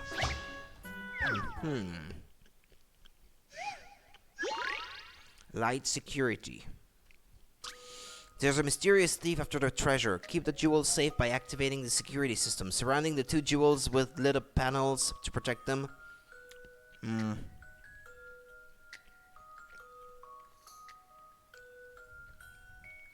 Selecting a panel makes it light up red. Then when the system is activated, the adjacent panel in the direction of that arrow lights up, and it continues until there are no more panels in the sequence.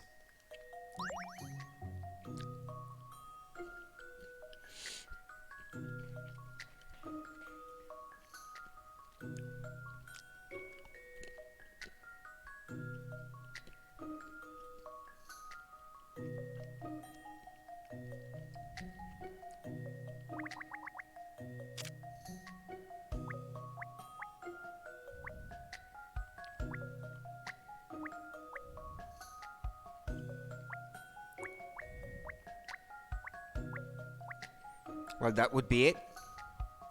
I think, no?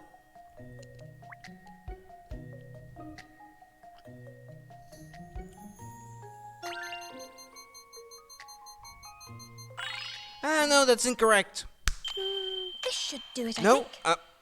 And that's how it's done. I know, never mind. I thought all of the panels adjacent to the jewels had to be lit up and they weren't. Oh, okay. Look. Happy mistake. 80 puzzles. You earn yourself 1 decor docket.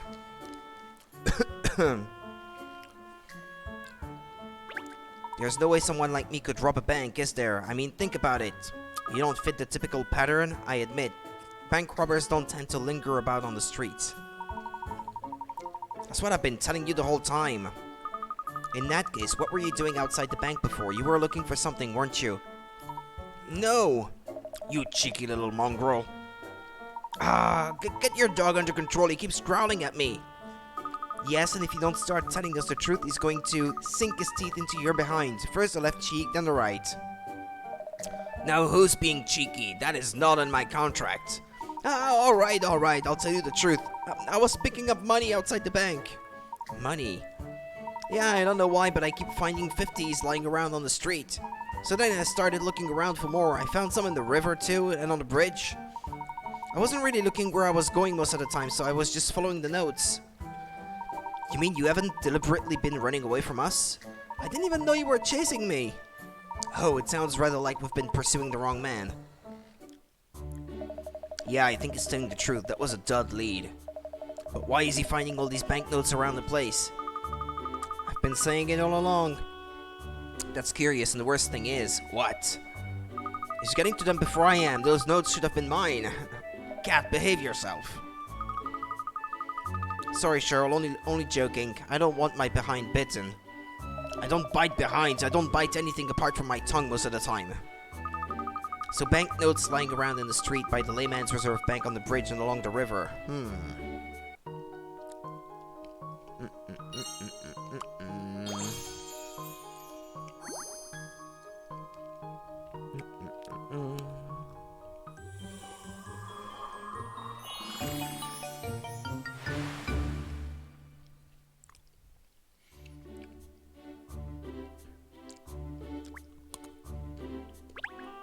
Solve this case.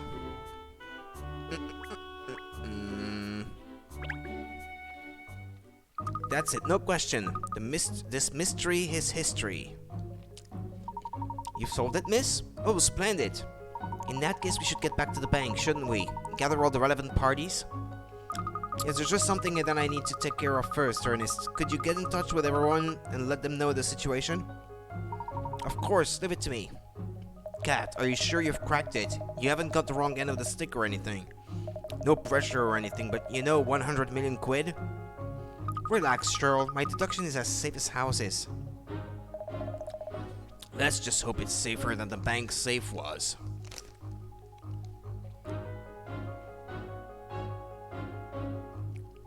There was no robbery. Did I get the right message, Cat? Have you really cracked it? Where's the 100 million then? Patience, Inspector. Let's wait for Miss Sato to arrive, shall we? You can fill her in later. Mr. Sloanes is here. I'm sure he can't wait to find out the truth either, can you, sir? Okay, I'll get some more coffee now.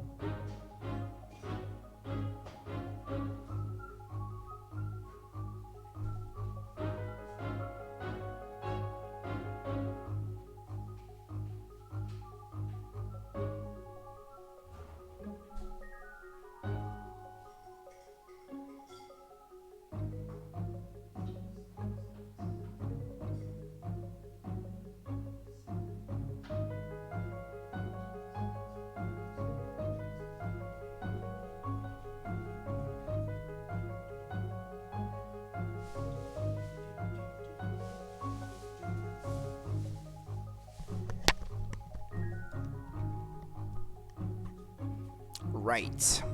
I think we should wait for Bianca, like the last says. You do? Oh, right. Well, if that's how you feel, then. I'm sure she won't be long anyway. Ernest has already gone to fetch her. Ah, here she is, you see? Apparently you think you found the missing money? Good. Now everybody's here. Let's go to the vault and talk about what happened. In fact, Emiliana was Hearing that 100 million pounds had disappeared, we all naturally assumed that someone had stolen it, or hidden it somewhere. I was gonna say, Emiliana was not even part of this case, in the end. But in fact, it literally did disappear. I get it, yes. It's all about perspective, eh? It disappeared because it was never there in the first place. Oh, it was there. But the question is, where is it now? And the answer is gone with the Hey, wind. I made that pun before. You've got to stop watching that film, Cat. I made that pun before. I did it first. All those crisp notes, carried away on the breeze to become the property of the vast sky, where greed and wealth mean nothing. Have I mentioned this nice little place I know, where people look after you in crisp coats? Crisp, white coats. And you wear a crisp white straight jacket. The money is gone. It's the property of the heavens now. Isn't that right? Oh, hell. Oh, hell. I didn't expect that voice. Yes, Miss Layton. You're right. Well done. Kill me now, or tell me it's the 1st of April. Cat, come on. Explain before my head explodes. It's gone with the ventilation system. A vault for such large sums of money naturally calls for extremely thick, impenetrable walls. As a result, the interior is a hermetically sealed environment. A completely airtight box. No one could steal anything from such a place, surely. Yeah, exactly. And that would include the wind. Sealed environments need aircon to stop their contents spoiling. And that's the key to this case. Sadly, the brand new air conditioning unit in the vault malfunctioned on the night in question, leaving a near vacuum inside. Early this morning, the poor, unsuspecting branch manager came in to check on the vault, opening the door and breaking the seal. The sudden rush of external air caused all the notes to be sucked into the I'll admit, I didn't really think about the problem in those terms. ejected out into the night Whoa, that's quite a twister. I'll be blowed. Well, I'll be blowed. And of course, while a theft would have entitled the bank to an insurance payout, an accident like this is the bank's responsibility. So who's actually to blame then? If I had to identify a culprit in this case, it would be the person from the bank who resolved to dress up the truth as grand larceny. The Layman's Reserve Bank's general manager. Oh, I've given my all to this bank over the years. And it's over now, I suppose. I can't possibly hope to keep my job after this. Can't you? Sorry, I don't want you to quit, Bianca. Mr. Sloane. Mr. Sloan. But I... Miss Layton explained everything to me earlier, so I got the boffins on the job. By analysing the wind direction, we worked out a plan and sent out the cleaners to fetch the money back. What? We got about 80% of it. Damage control, you could say. Really? Oh, thank goodness. That's not to say the remaining 20% isn't going to sting. At £20 million, that's quite a loss. Of course. But in some ways, 20 million is a small price to pay. Sorry? That new vault, the Hermit 5000, is a product of one of my affiliate companies. If we hadn't identified this malfunction before we'd sold it to countless other banks, we could have been in for damages far exceeding 20 million. So, I've arranged it that my vault manufacturing firm will compensate the loss. The bank can continue to operate as But normal. it kind of makes sense, I guess, yeah. Oh, Mr. Sloane. Mr. Sloan. Thank you so much. Oh, I hope you'll continue to do the sterling work you've done up to now for the bank. Definitely.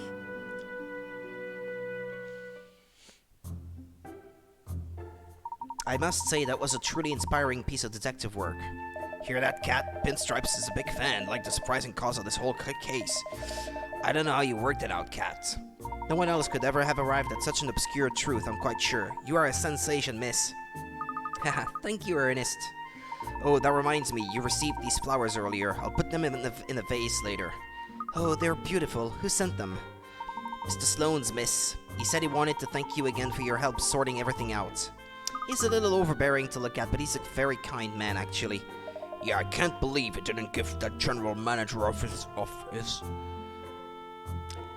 Sorry, okay. Yeah, I can't believe it didn't give that general manager of his the boot. I think perhaps he's misunderstood because of his appearance. I'll have to tell him it would be nice to meet informally sometime and chat about something other than business. You're a braver person than me, Cat. Apparently, Mr. Shinplaster's the branch manager has regained consciousness again now, and his legs are on the mend, too. The lucky guy missed the whole thing. It's amazing to think that 20 million pounds is still missing, though, isn't it? I wonder where it all ended up. Not in my pocket, sadly. Not even one note. I know, it's like a dream, isn't it? Money just raining down from the sky. Yes, that would be amazing. Wait, that money you put in your desk drawer before... Miss Layton, don't tell me you... Of course not, Ernest. That was payment for solving the case. Sorry, I didn't mean to imply... Pinstripes. You didn't say that, Pinstripes. After the incident, the bank had a brand new vault installed, the Hermit Mega Safe. Now the Layman's Reserve Bank has the very safest of safes and the most balanced of banners. Who could fail to trust them with their hard-earned cash? Yeah, I found a way to make a profit out of it in the end.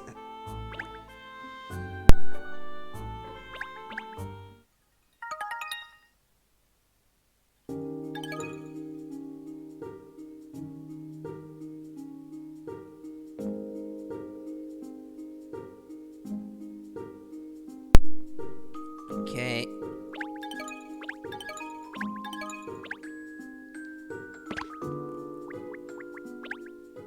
Okay,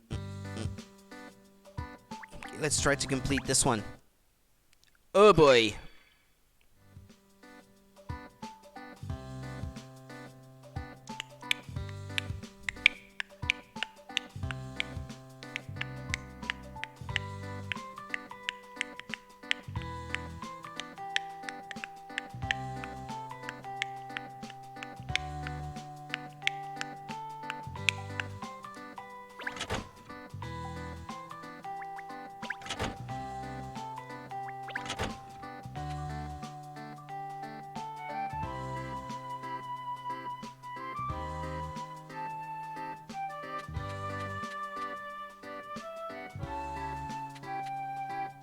Ah, that's 5. Not 4. That's one too many.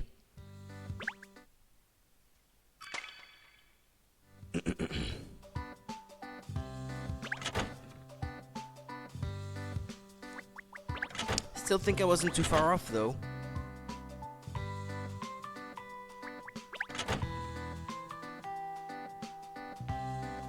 One, two.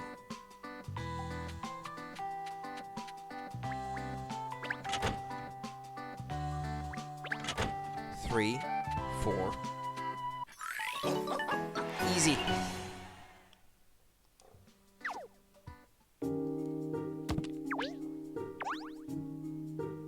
Okay, now 3 puzzles left in this one. But I did find all the hint coins though.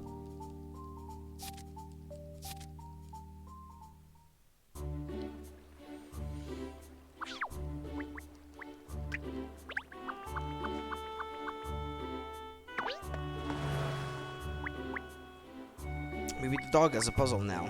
No? No.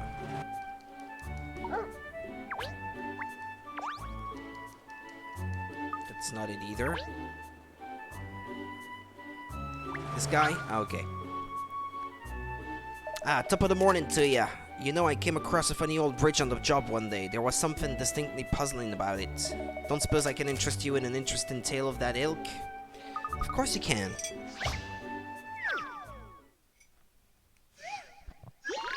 Undone Bridge. Standing poised atop a deep blue hexagon, a white triangle reminiscent of a mountain. This is the legend behind the coat of arms that adorns the village bridge. The tiles that form the coat of arms were knocked down in the storm the other day, and need to be put back in the right place. Press and hold A over a tile to pick it up, blah blah blah blah blah. The tiles must not overlap or stick out of the frame.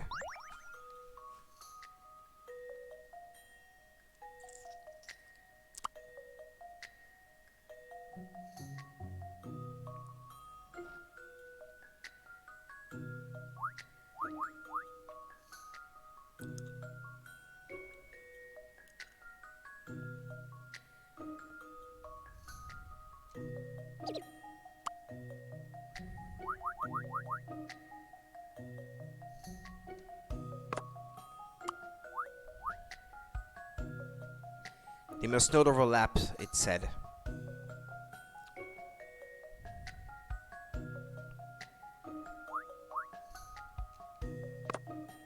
Are they all the same size, by the way? Yeah, they are, okay.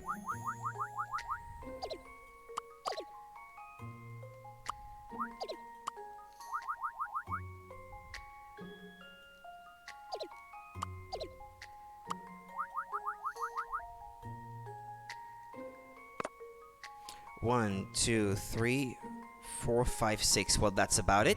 No? No?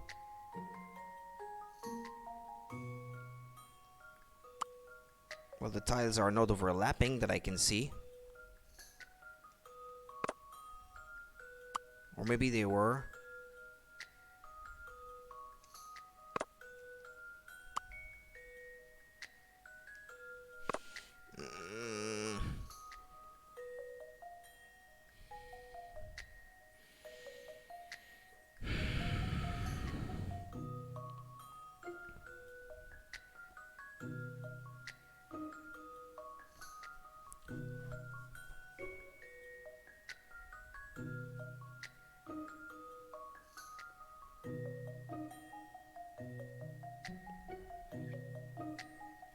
A deep blue hexagon.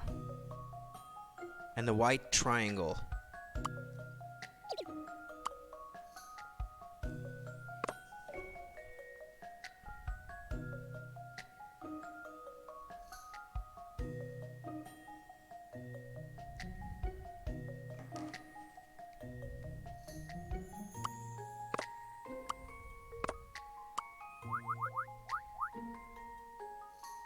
Doesn't really make any sense, does it? It's not an hexagon at all that way.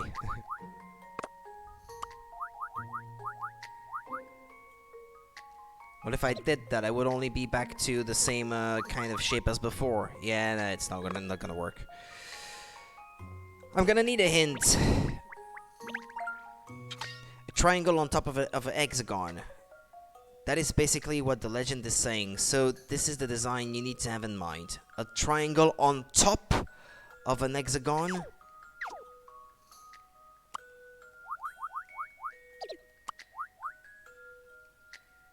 Well, that's a hexagon, I guess. But,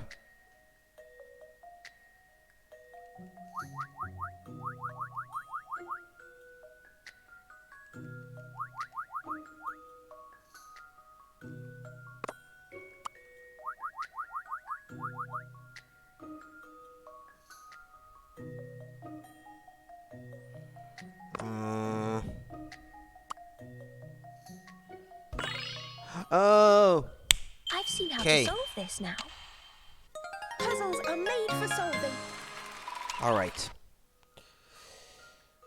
The coat of arms has been restored. The legend was telling of how it is a white triangle placed on top of a blue hexagon. Alright.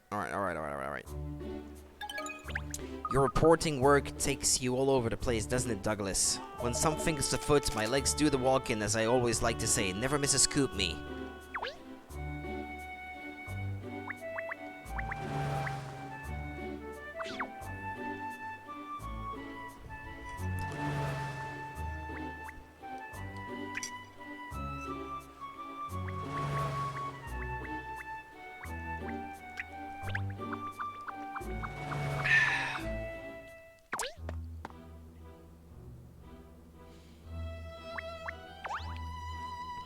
Who has the puzzle then?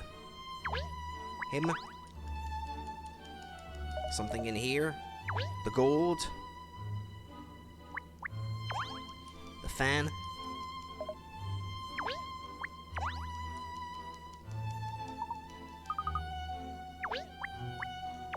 One of the safes?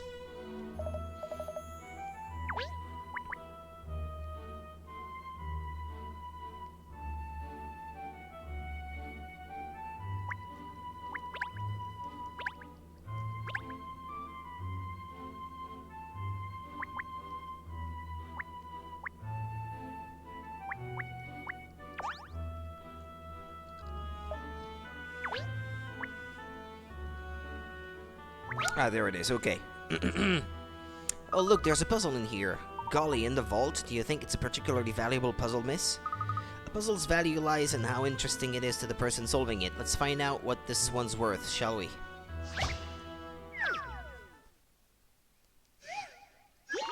Number lineup.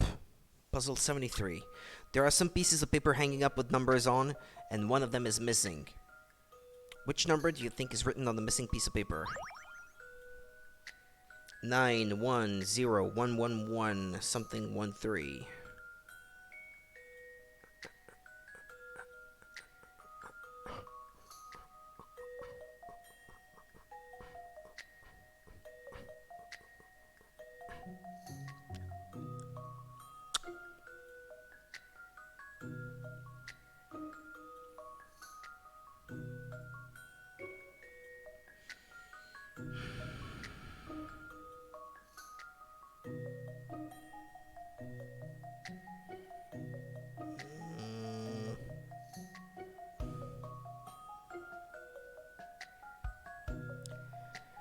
Heck if I know.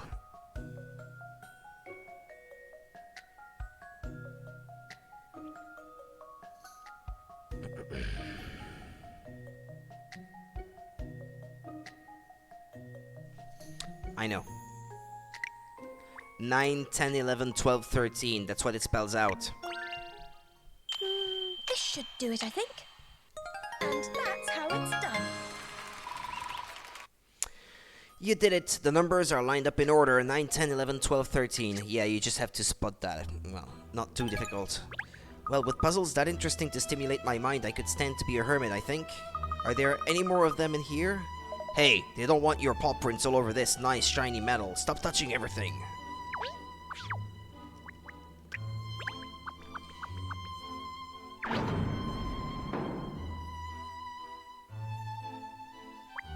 guy has another puzzle for me. No. There it is.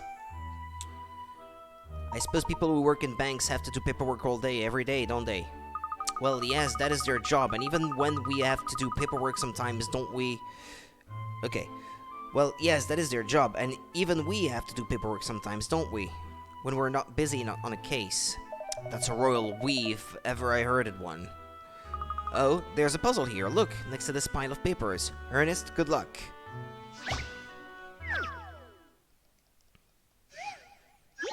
Boy Meets Girl 2. Another one of these. Okay.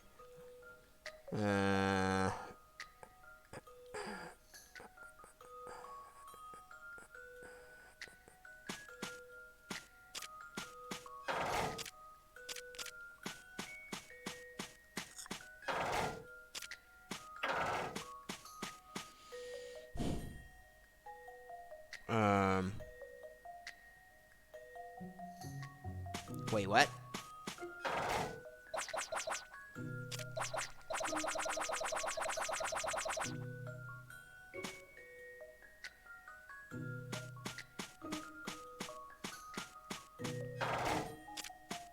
Yeah, it's not difficult.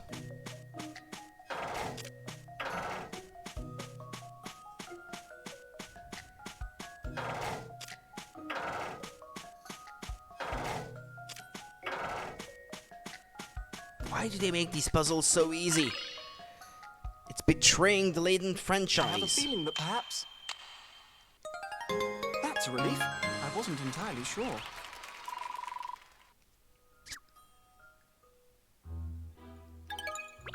Well done, Ernest. That's the right answer.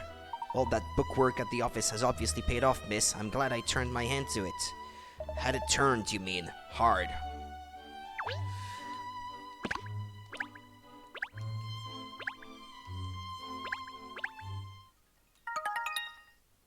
And then I think that's all the puzzles so far, right? Okay, took me 2 hours to get through this chapter. I probably won't be able to finish the next one in time, but, well, let's try to progress through it, then we'll see how it goes. I say it's rather exciting to be here at the London Times offices. I do enjoy it, you know. It's my favorite of all the London papers. Come on, pinstripes, newspapers are all the same. Oh no, it's not that black and white at all. Cheryl. No, it's not that black and white at all, Cheryl. Obviously all papers carry the mainstream news. That's more or less the same, I grant you. But the London Times has fascinating extra articles and unusual pieces of local news, and celebrity gossip too. Yes, I agree with you, Ernest. It's not all just boring news stories. There are lots of other interesting things to read as well. I like it. Stories like the Leviathan of London surfaces in the Thames and Shakespeare shaken up. Was William a wandering werewolf? Fascinating stuff. That article about Stonehenge being a UFO repair shop was good too, wasn't it? Yeah, sounds like a real bastion of intellect. Anyway, Pinstripes, who's asked us to investigate this time? The chief editor, Cheryl. He called the office personally and asked us to come and discuss a case with him. Did you hear that, Cheryl? The chief editor of the London Times. I can hardly imagine what exotic case he might have lined up for us. Perhaps he'll want us to investigate an unidentified flying object that's been seen over the capital. Just think of it, Cheryl. I'm itching to get started. You sure that isn't fleas? Because it's not like you have this much to get up and go. Well, we'll find out soon enough when we meet the man, won't we? Yes, about that, Ernest. Where exactly in this enormous building is his office? Oh, sorry, I neglected to ask that. Well, we'll just have to ask someone then, I suppose. Ah, what luck, there's Doug Dirt over there. Look, our reporter friend. Excellent, he'll know for sure. Let's go and ask him. Mm-hmm.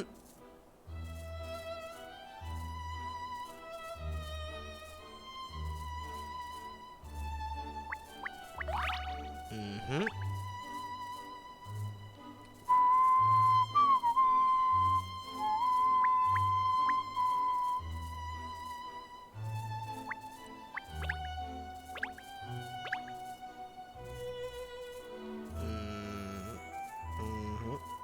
One of these.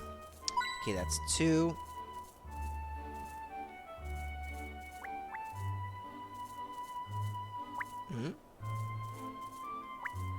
Ah, 3. Okay, there we go.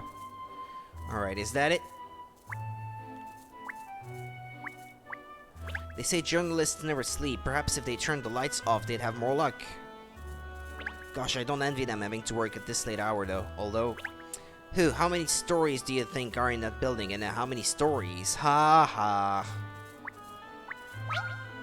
Bobby here has a puzzle for me. Your timing is impeccable. The inspector... Unpeccable.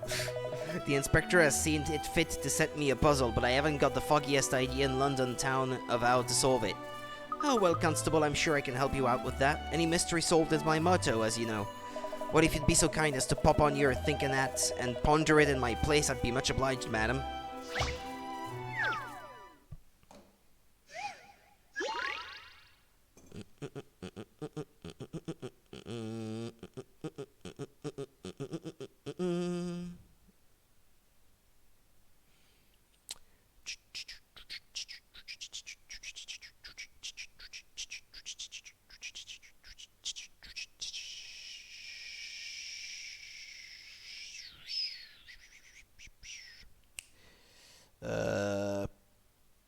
Excuse me. Or whatever, I'll check that later. People have been putting 3-page documents on the desk, but a breeze has blown them all over the place. Incredibly, they landed in the same order as they were stacked. There were only 3 sheets on the desk when I left my papers, states Documente. Document. The picture shows the papers after they were scattered, but split up according to who they belong to. So which set of papers are the docs?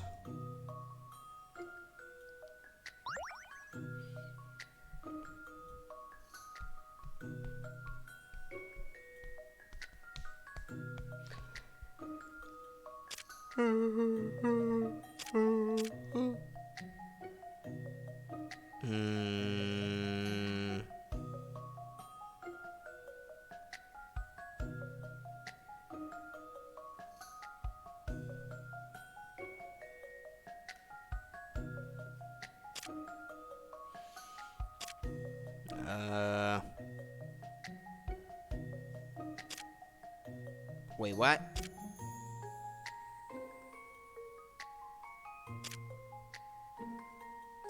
I don't know what A, B, C, or D correspond to on that other screen, so how am I gonna figure this out?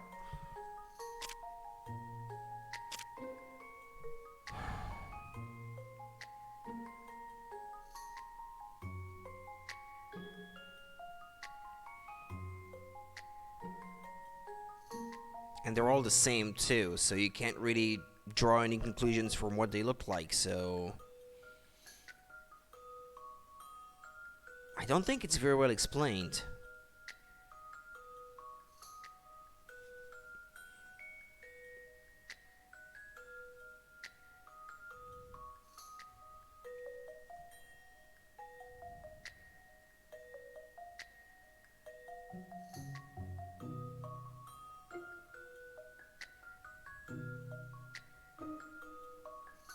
Because A, B, C, or D all have three documents. I'd say you can't really determine an order from looking at A or B. C or D seem to make a bit more sense.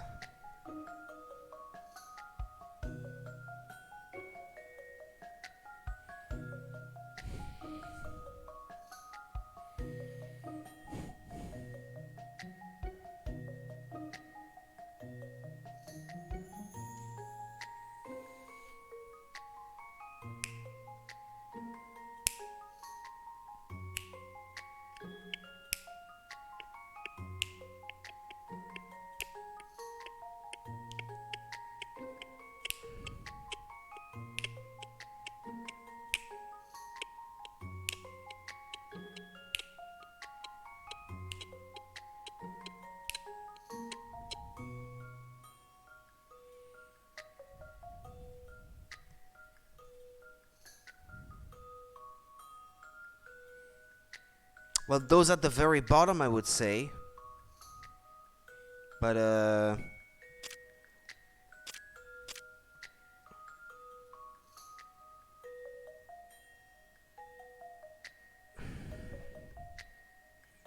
Like this one here is the one that is one that landed much later, since it is covering others. This one is also laying on top of some others.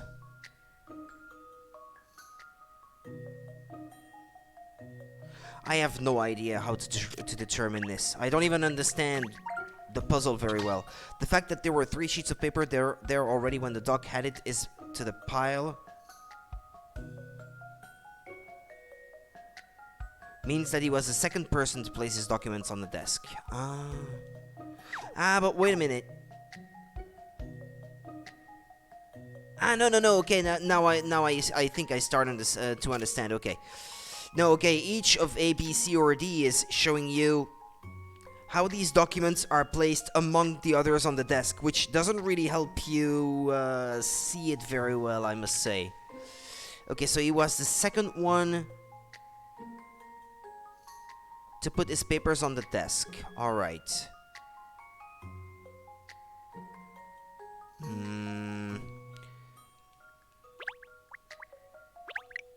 So, for example, this one is one of the last ones to have landed. This one is one of the last ones to have landed.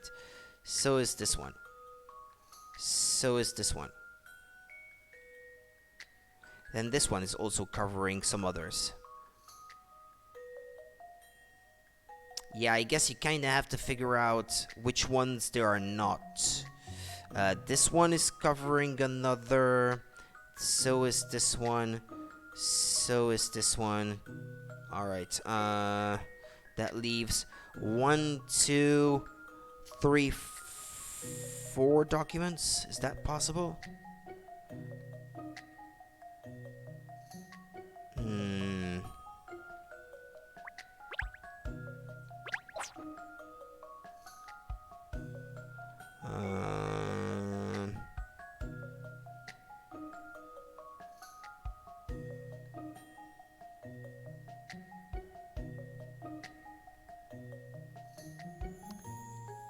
This one here, I'd say.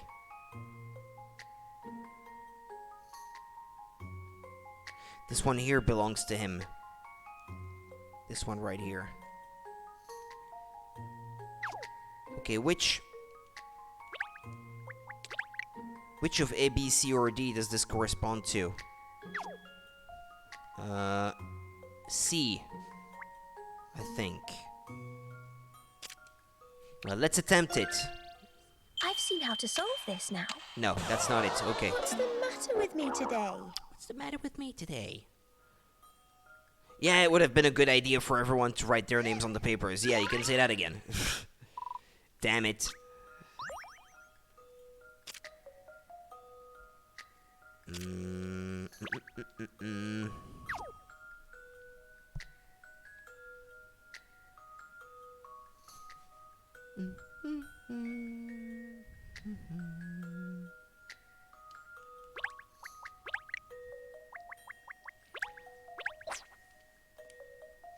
I'm not quite sure what, okay, hold on. Let's try to number them from the very bottommost one, then.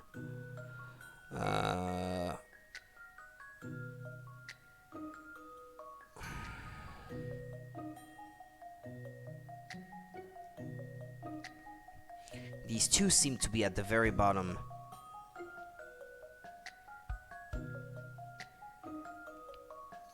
And these two cover it, I guess.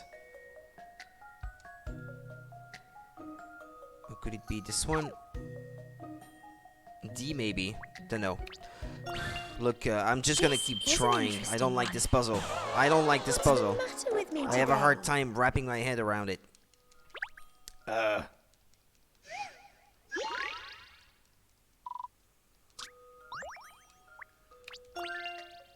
This is an interesting one. Well, it's A then. Not good, Catriel, not good.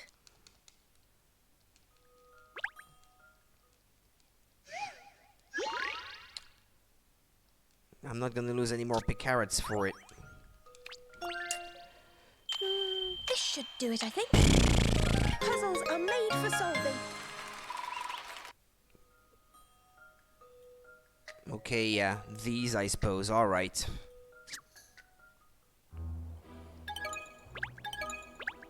There, Inspector Hastings' little conundrum is all cleared up for you. Sensational, madam, simply sensational. At last I can head back to the yard with me head held high. And then the inspector I solved it all on me Todd. Wait, oh, I can't read that accent.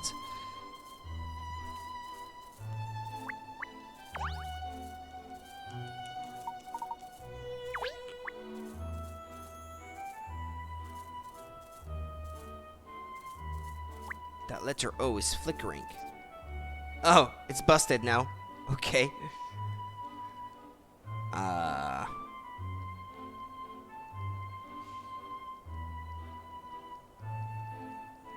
It was already broken after I touched it.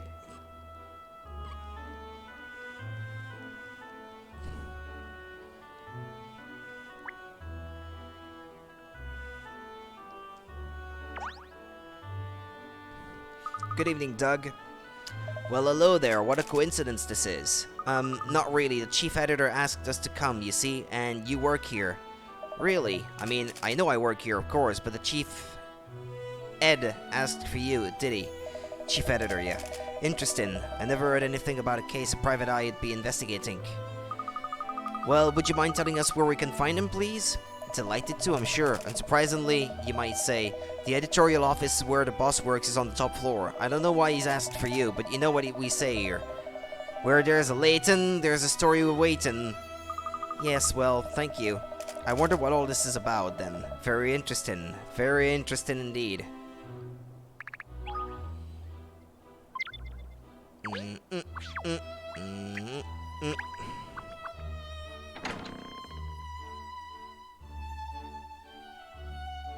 Gosh, so this is where it all happens. The editorial floor of the London Times, the forefront on the news. What a pigsty. This beats my messy desk hands down. It's not a competition, Cat.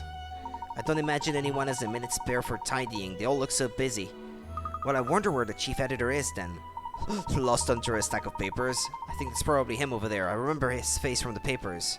Alright then, time to find out what sort of case he has for us. Nice hair.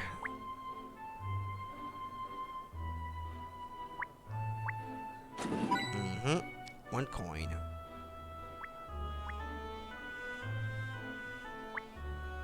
2 coins.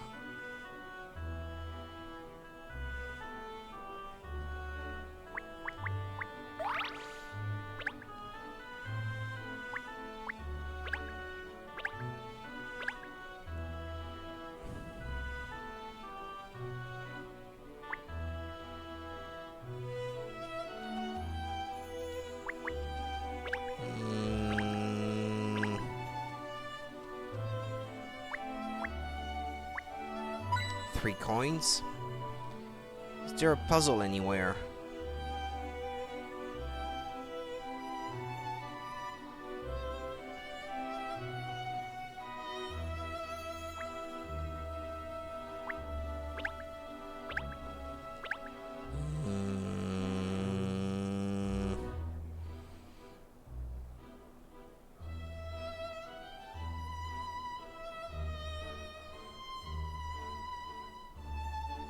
Well, maybe not. Dunno. Well, he has a puzzle. Excuse me, are you the chief editor? Yes, that's me, Taparas Lloyd, at your service. How can I help you? Oh no, don't tell me. You must be from the Layton Detective Agency. Good. I'm glad you're here. Yes, hello, Mr. Lloyd. I'm Catriel Layton. This is my assistant, Ernest Greaves, and my trusty canine companion, Cheryl. So you're Catriel, haha, well. Your name is hot on everyone's lips at the moment, it seems. I had no idea you were such a young, beautiful woman, though. Oh, well, yes, people do say that about me. That's right, Cat. It's all about being modest. And that's not all they say about you. Apparently, you can solve any mystery. So I've prepared a little brain teaser to test you out. Will you give it go, will you? It's just one puzzle. Say you will.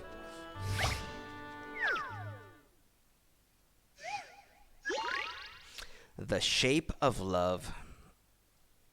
The sequel to the best-selling novel The Shape of Love has hit the shelves. When the book's front cover is lined up in a certain way, it represents the title of the book. A heart, then, I guess. Which of these 5 designs is the front cover?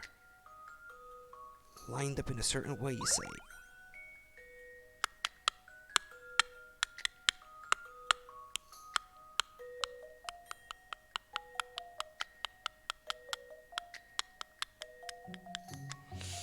I could see 4 forming a heart.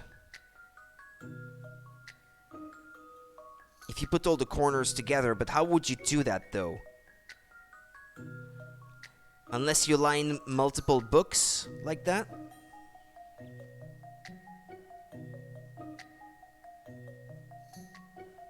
If you line them all like flat, know what I mean? I don't know. Let's try 4. Follow my initial hunch. This is an interesting one. Any mystery or any puzzle solved. Ah, lining them up in that sense, yeah. I was thinking of lining the cover of the book itself, but only one at first. I thought that doesn't make any sense.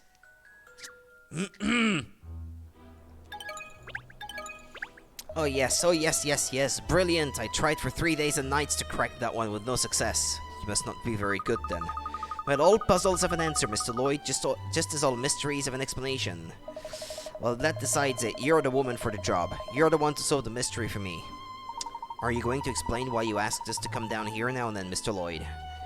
Yes, of course. Living in London as you do, you must have heard this name before, I'm sure. The powerhouse of justice, Ratman. Or rather... Wait, what? What? Why is he saying it that way? Who hasn't heard of Ratman? Well, that's who I want you to investigate. Eh? Ratman returns.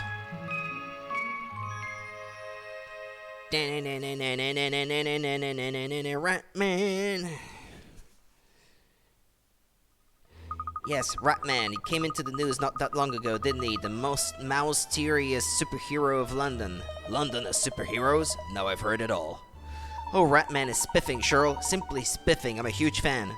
You and me both. The powerhouse of justice. Just hearing that gets the blood pumping, doesn't it? What is it, a comic book? How did I know these two would hit it off? Well, like I said, I've heard of Ratman, but I don't know much about him. Oh, I can tell you anything you need to know. He's a champion with his own brand of justice for all those low-life criminals sullying our streets. It was about a year ago that we had the first reports of his appearance. Yeah, but if they're published articles about UFOs and that sort of thing, then it's probably not exactly true. At the slightest whisper for help, Ratman appears out of nowhere, pounds the bad guys into the ground, and shoots off into the night once more. Nobody knows his true identity because he always appears dressed as a rat. Haha, he's a sensation. He's amazing. He's everything a superhero should be. Ratman forever. It's a secret identity that makes him so awfully enigmatic, isn't it? So captivating, so swagger. Alright, just try to remember he dresses as a rat, The problem is he's disappeared. There have been no sightings reported for 3 months now. Yes, I'd noticed there had been no articles about him recently. I was wondering why as it happens. So were we, and here at the London Times we've looked into it, believe you me. But as ever, the Power Mouse is shrouded in mystery. Nobody knows where he's gone or the reason for his disappearance. And now you'd like me to investigate? Yes, exactly. Will you do it? Will you? Of course, the Layton Detective Agency motto isn't any mystery solved for nothing, you know? Wonderful, you've practically solved it already, I'll bet. We'll find out the reasons why our beloved superhero has gone AWOL in no time. Let's not jump the gun, Tabby. Haha, there's Caesar. Perfect timing. Seize your chance. Over there is the owner of the publishing firm that produces the London Times. He's got papers, magazines, books, anything in print you can think of. Seize your chance is the man who pressed it. People say he's got the country's media in the palm of his hand, and he has. He's one of the so-called 7 dragons as well, you know. Oh yes. Really? He's one of the dragons? Perhaps I should introduce myself in that case. Oh yes, you must. Although, he's not the most jovial of people, you might say. Haha. Yes, I have a face that says that I have a voice like that comes out of my nose. Good evening, Mr. Chance. You're that private eye madam's always going on about these days, aren't you? Katria Layton, hello. I believe we both attended the premiere of No Sup for Love at the Savoy before. Oh yes, that farce, when the final scene of the film went missing. And I hear you've been involved in a number of other cases since then. The rumors abound. Anyone else's hackles up yet? So, Tab, you're really going through with this private eye idea, are you? You just can't give up on Ratman, can you? I'll never give up on him. The public will never give up on him. He's the guardian of the night, the paragon of peace, the powerhouse of justice. I don't know what all the fuss is about. Oh, come on, Caesar. You're always so lukewarm about things. Yeah, well, it's probably him, I suppose. And you always get so hot under the collar, Tab. Well, I can see that you two are obviously more than business colleagues. Have you been friends for long? Oh, me and Caesar go all the way back to senior school. I never imagined we'd end up knowing each other as long as we have, though. As you've probably realized by now, Tab is a unique individual. He thrives on making others happy. That's why I gave him the job here. I knew he'd make a good editor, and I wasn't about to let the tabloids have him. Along with the news every morning, I aim to deliver a smile onto the face of every London Times reader out there. Yeah, even at the cost of reality, I guess. I've never seen chalk and cheese getting on so well together. Anyway, we don't want to keep you from your investigation, Catriel. That would never do. No. Good luck finding out all you can about Ratman. Yes, leave it to me, Mr. Lloyd. I'm sure I'll be able to find out the reason why he's no longer making appearances. The reason why doesn't matter. The fact is he's gone. You'll be wasting your time, Miss Layton. It's him, all right. How can you say that, Caesar? Ratman is the powerhouse of justice. And always will be. He'll be back, you'll see. Fine, if that's what you want to believe, be my guest. Investigate till you're blue in the face. As long as sales don't drop, that's all I'm worried about. Well, I would like to ask both of you a few more questions if you can spare the time. Of course, I'll tell you anything you want to know. About Ratman, about the London Times, about my shoe size, if you believe in that kind of thing.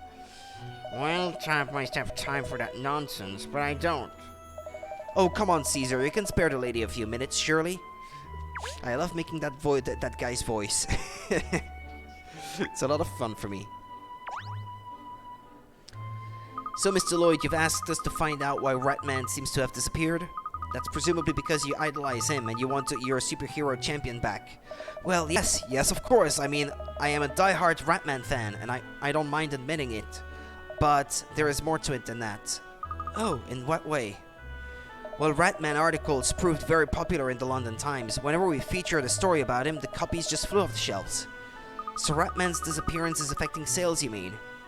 See for yourself, it's not all roses, is it? So it's true that Ratman's actions do have an impact on business, yes. But the other thing is safety on the streets. According to our reporters, since Ratman disappeared, crime's on the up.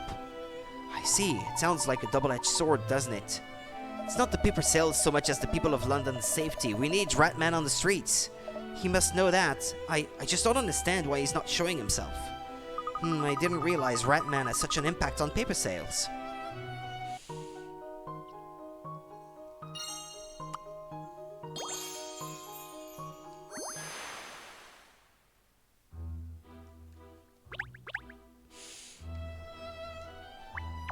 Here we go again. Would you mind telling us what you know about Ratman, Mr. Chance? Alright, nothing. Yes, I'm definitely getting the impression that you're not one of Ratman's biggest fans. Obviously, Ratman was a big deal for London. It wasn't only the paper that we featured him in. We did exclusive features in some of our magazines as well. Ratman's flavor of the month, and I'm grateful for what he's done for us. But people would get bored of him. If it's all Ratman, we lose his appeal. Oh yes, I know exactly what you mean. You can't eat the same meal every day, no matter how delicious it is. We shouldn't forget, Ratman. We should be looking for new news, not old news. Seriously, Tab, how long are you going to keep pursuing this childish superhero nonsense? Caesar, Ratman isn't nonsense. He's hip, he's cool, he's wicked, he's sick. You even sound like a child. We're not kids anymore, Tab. For heaven's sake, we're parents. Parents can still be into superheroes. In fact, parents need superheroes more than anyone. There just aren't enough hours in the day. They really are at loggerheads over this, aren't they? They've clearly been friends for a long time, though. I'm sure most of it is just banter.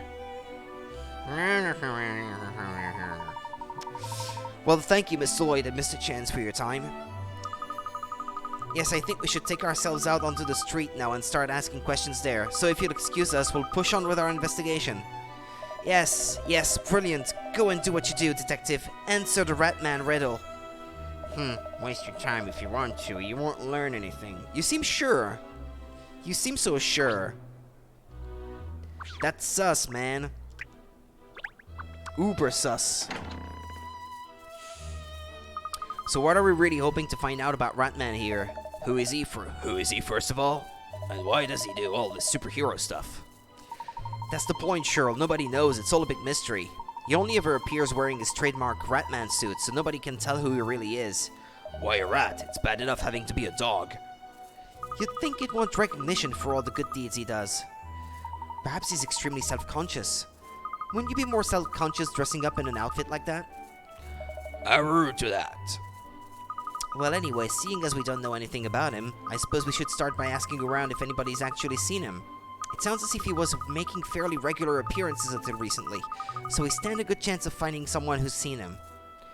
Very good, Miss Layton. I'll ask some passersby.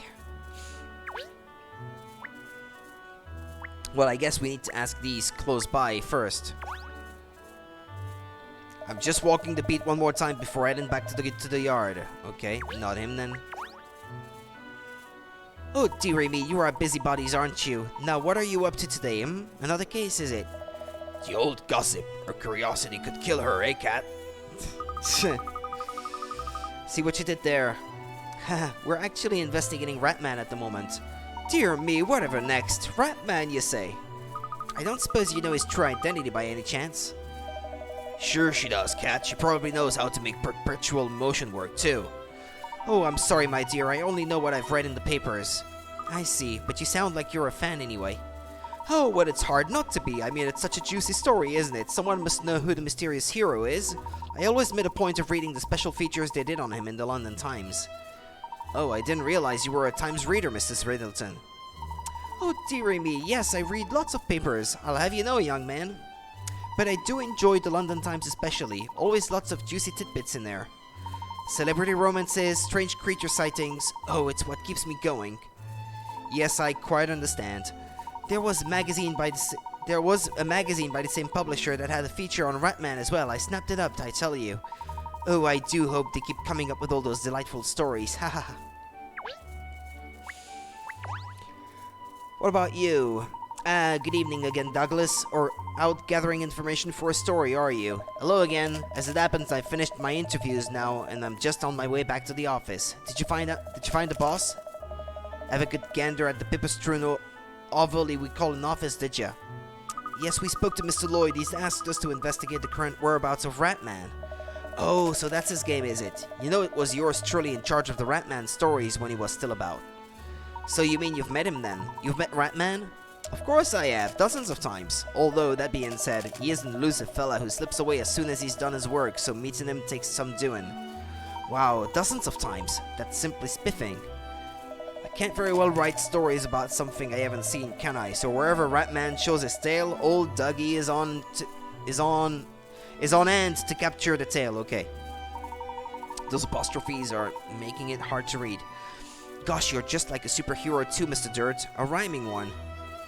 Haha, not me, lad. I'm just the one who gets it out there to the public. Except, of course, that Ratman no longer seems to be around. Except that, indeed, miss. London without rats just ain't London. 'Cause we've conducted our own investigations into the disappearance of our rodent friend, but we turned up nothing. Diddly squat. Yes, because he's so elusive, such a mysterious crusader. But have no fear, the people of London's voices won't fall on deaf ears. The rat will be back. An elusive hero making unexpected appearances.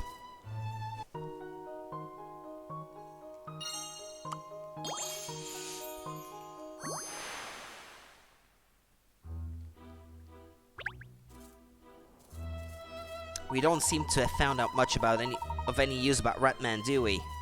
No, it's hard when you're trying to find out about someone who does their utmost to remain a mystery. I thought cats were experts at catching rodents. Very amusing, Cheryl. I think perhaps we need to broaden our area. Let's interview some people further afield.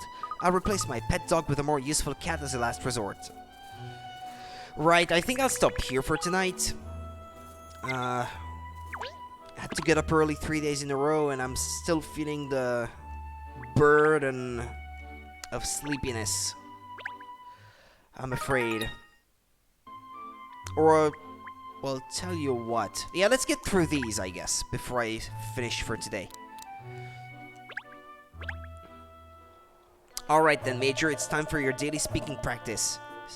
Snore. Did you just say something? More speaking, more speaking. Haha, you're hungry to learn, eh, Major? You're so clever, aren't you? Alright, then let's start with something easy. Seymour is cool. Ready? Just copy me. Seymour is cool. Fool? Fool? Seymour is a fool? Seymour is a fool? Oh, of course, you didn't say Seymour is a fool, did you? You say Seymour's fool. Haha, you really are a genius. How did you know I ate too many sandwiches for lunch? I can't believe the things you know how to say.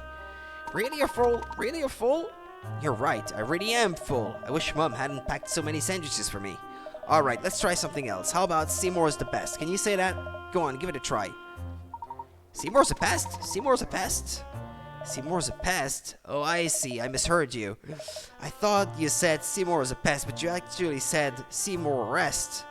Don't worry, my eyes just look like this. Everyone's always telling I need more sleep, but I'm fine, really. Really, you're full? Really, you're full? You really are amazing, Major. You can say anything. It's almost like you understand as well. I'm glad I've got a friend like you. Don't ever leave me. Fat chance? Fat chance? I didn't catch that. What did you just say? Fakark? Fakark? Oh, you were just making your mind bird call. Whew, I thought you said something else for a minute. Well, I think that's enough practice for one day. You must be getting hungry. Time for a snack, do you think? Snack? Snack? One snack? Ah, I know. Alright, you wait here, and I'll go and buy something. Just don't be mean to Albertina again while I'm gone, okay? Go away, go away. Wow, you really want that snack, don't you? Alright, I'm going. I'll tell you what, I'll get you something extra tasty. Some of those crackers you like, maybe. Crackers, crackers, Seymour's crackers.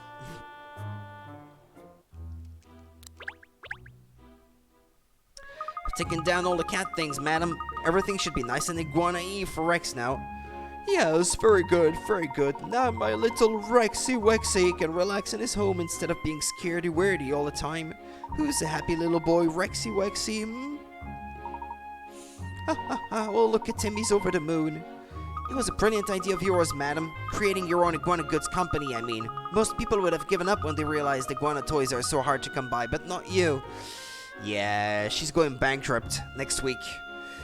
Well, there's no point throwing one's toys out of the pram just because one can't get one's way. Producing my own line of goods was the obvious solution. And what's the point of creating something if one's not going to sell it? Ha ha ha. I think the name you chose for the outlet shop is inspired, madam. Rexy Wexy's Wonders. Brilliant. I'm certain it'll be a huge hit all over London.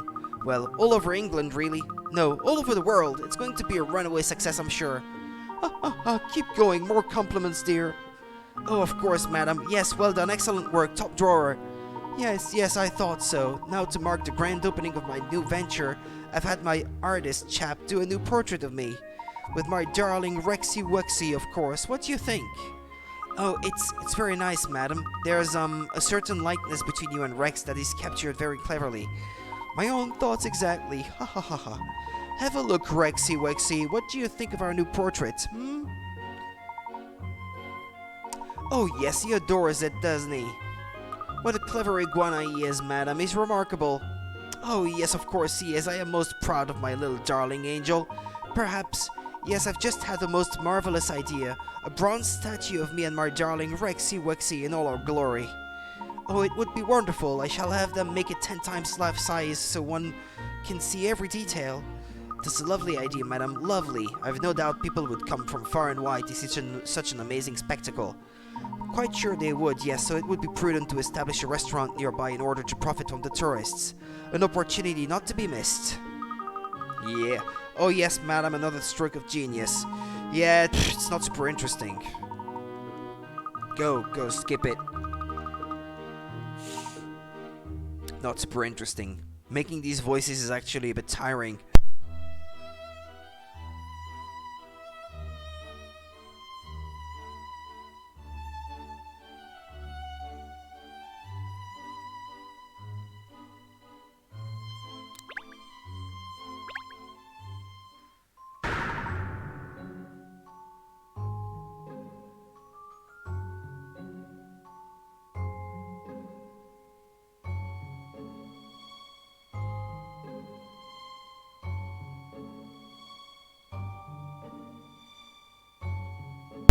Alright.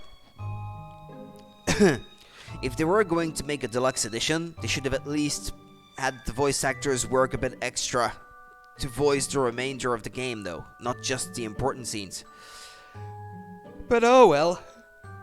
Ooh, I am the ghost of the White House. Run, run for your lives, powerless mortals. Oh, if you don't run, I will reveal the horror of my true form. Run before terror grips you, Gorg! Wahahaha, even the scream does not dare to emerge from your mouth. I will spare you today, but I will be back. How did I do, Wooster? Did I scare you today? Regrettably, not, ma'am. The performance had one or two holes, if you will forgive the impertinence. Your Gorg had a distinctly beastly quality to it, ma'am, rather than a ghostly one. It was something of a mixed metaphor, shall we say. Oh dear, I don't seem to have done very well. Scaring people is really very tricky. Indeed, ma'am. However, if I may offer so small insights, there is perhaps one fundamental rule to observe. Yes? Conviction, ma'am. One must not merely wish to scare people, one must wish to terrify them to their very cores. But how, Wooster? Your curiosity will be your end. You will never leave this house. Instead, you will remain here for all eternity in an endless cycle of torment and despair. A ghost must convince its victims that all hope is lost, ma'am. I see. I thought you were actually saying that to me for a moment. Haha. And the dread must show in the eyes, ma'am. The voice must come from the very depth of the abyss. Forgive the maladroit performance, ma'am, but perhaps some useful pointers have been demonstrated. You were too scary, Wooster. Indeed, ma'am. I was endeavoring to give an understated delivery so as not to offend. I'm afraid that understated for you, Wooster, is still extremely terrifying. I confess it has been brought to my attention that my visage has a certain unworldly quality, ma'am. It is unfortunate since I am, as you are aware, a most jovial and cheerful person, ma'am. Yeah, I noticed. Oh, well, to be honest, that's something of a surprise to me, actually. Well, anyway, I think my friends will be arriving soon, so perhaps we'd better end today's practice here. Very good, ma'am. Might I inquire whose company we will have the pleasure of sharing today, ma'am? Oh, it's just another supernaturalists gathering, that's all. But we're going to try to summon aliens today. Then we'll be having a party as usual, Wooster, so if you could make the necessary preparations. Of course, ma'am. I shall brace myself for the fright I will no doubt encounter in the morning when I awaken to tidy up, ma'am.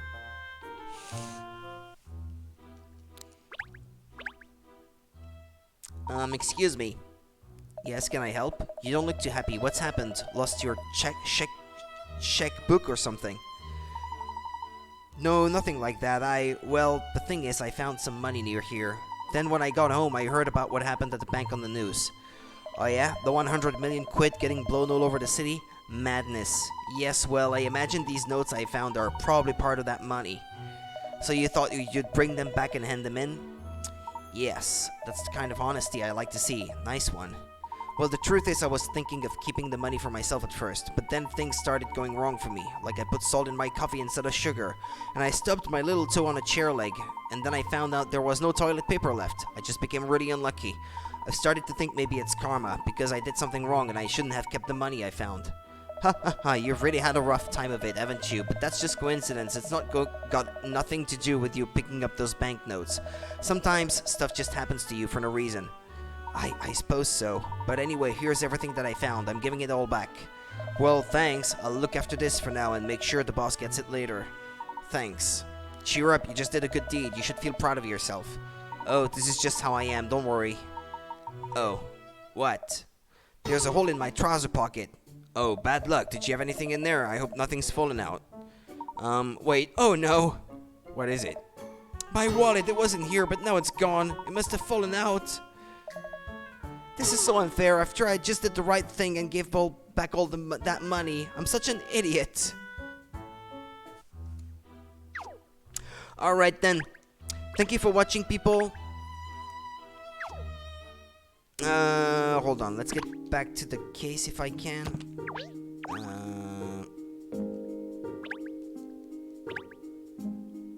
Yeah, I was sent back to outside the case, actually.